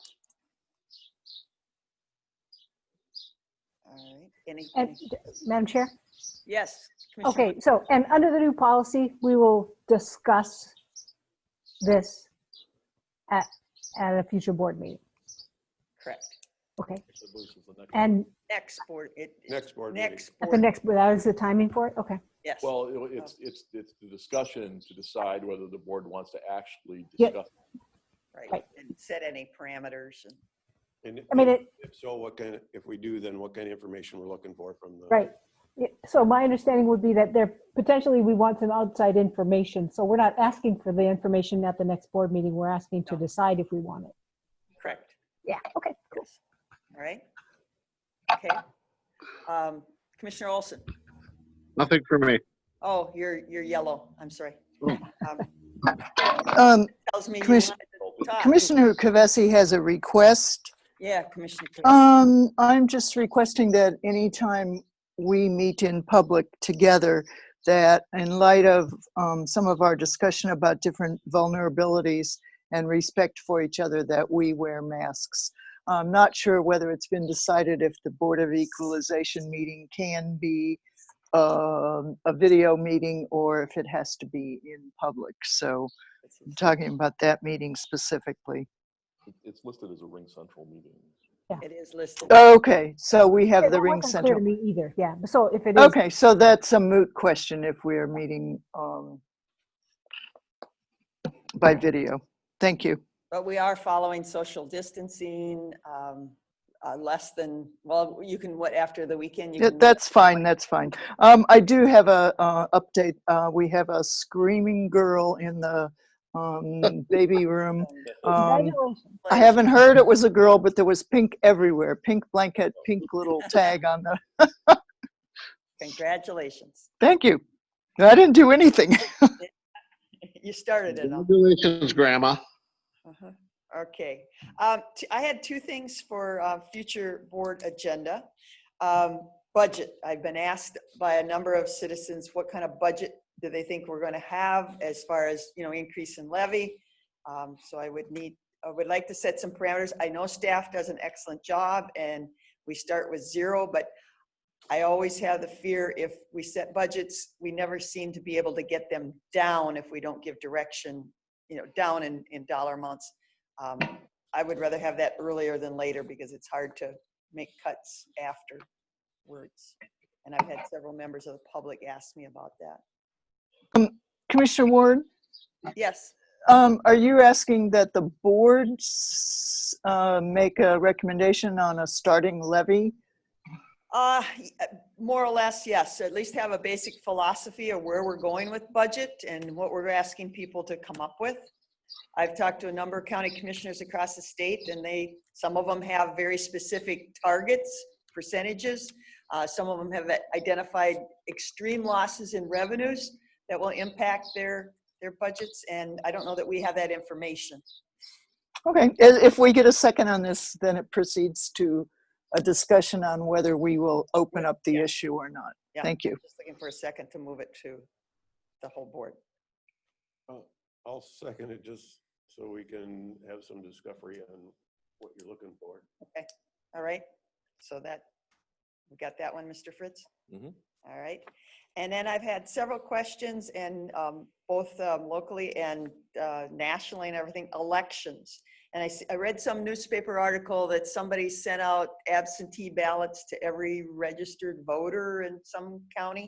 And that was a topic somewhat at the AMC district meeting, is how are we going to run our elections? We'll have primaries, we'll have general election, how people can, if we should be advocating more absentee ballots and the process. So that might require, that would, be more of a public information, how people can vote safely.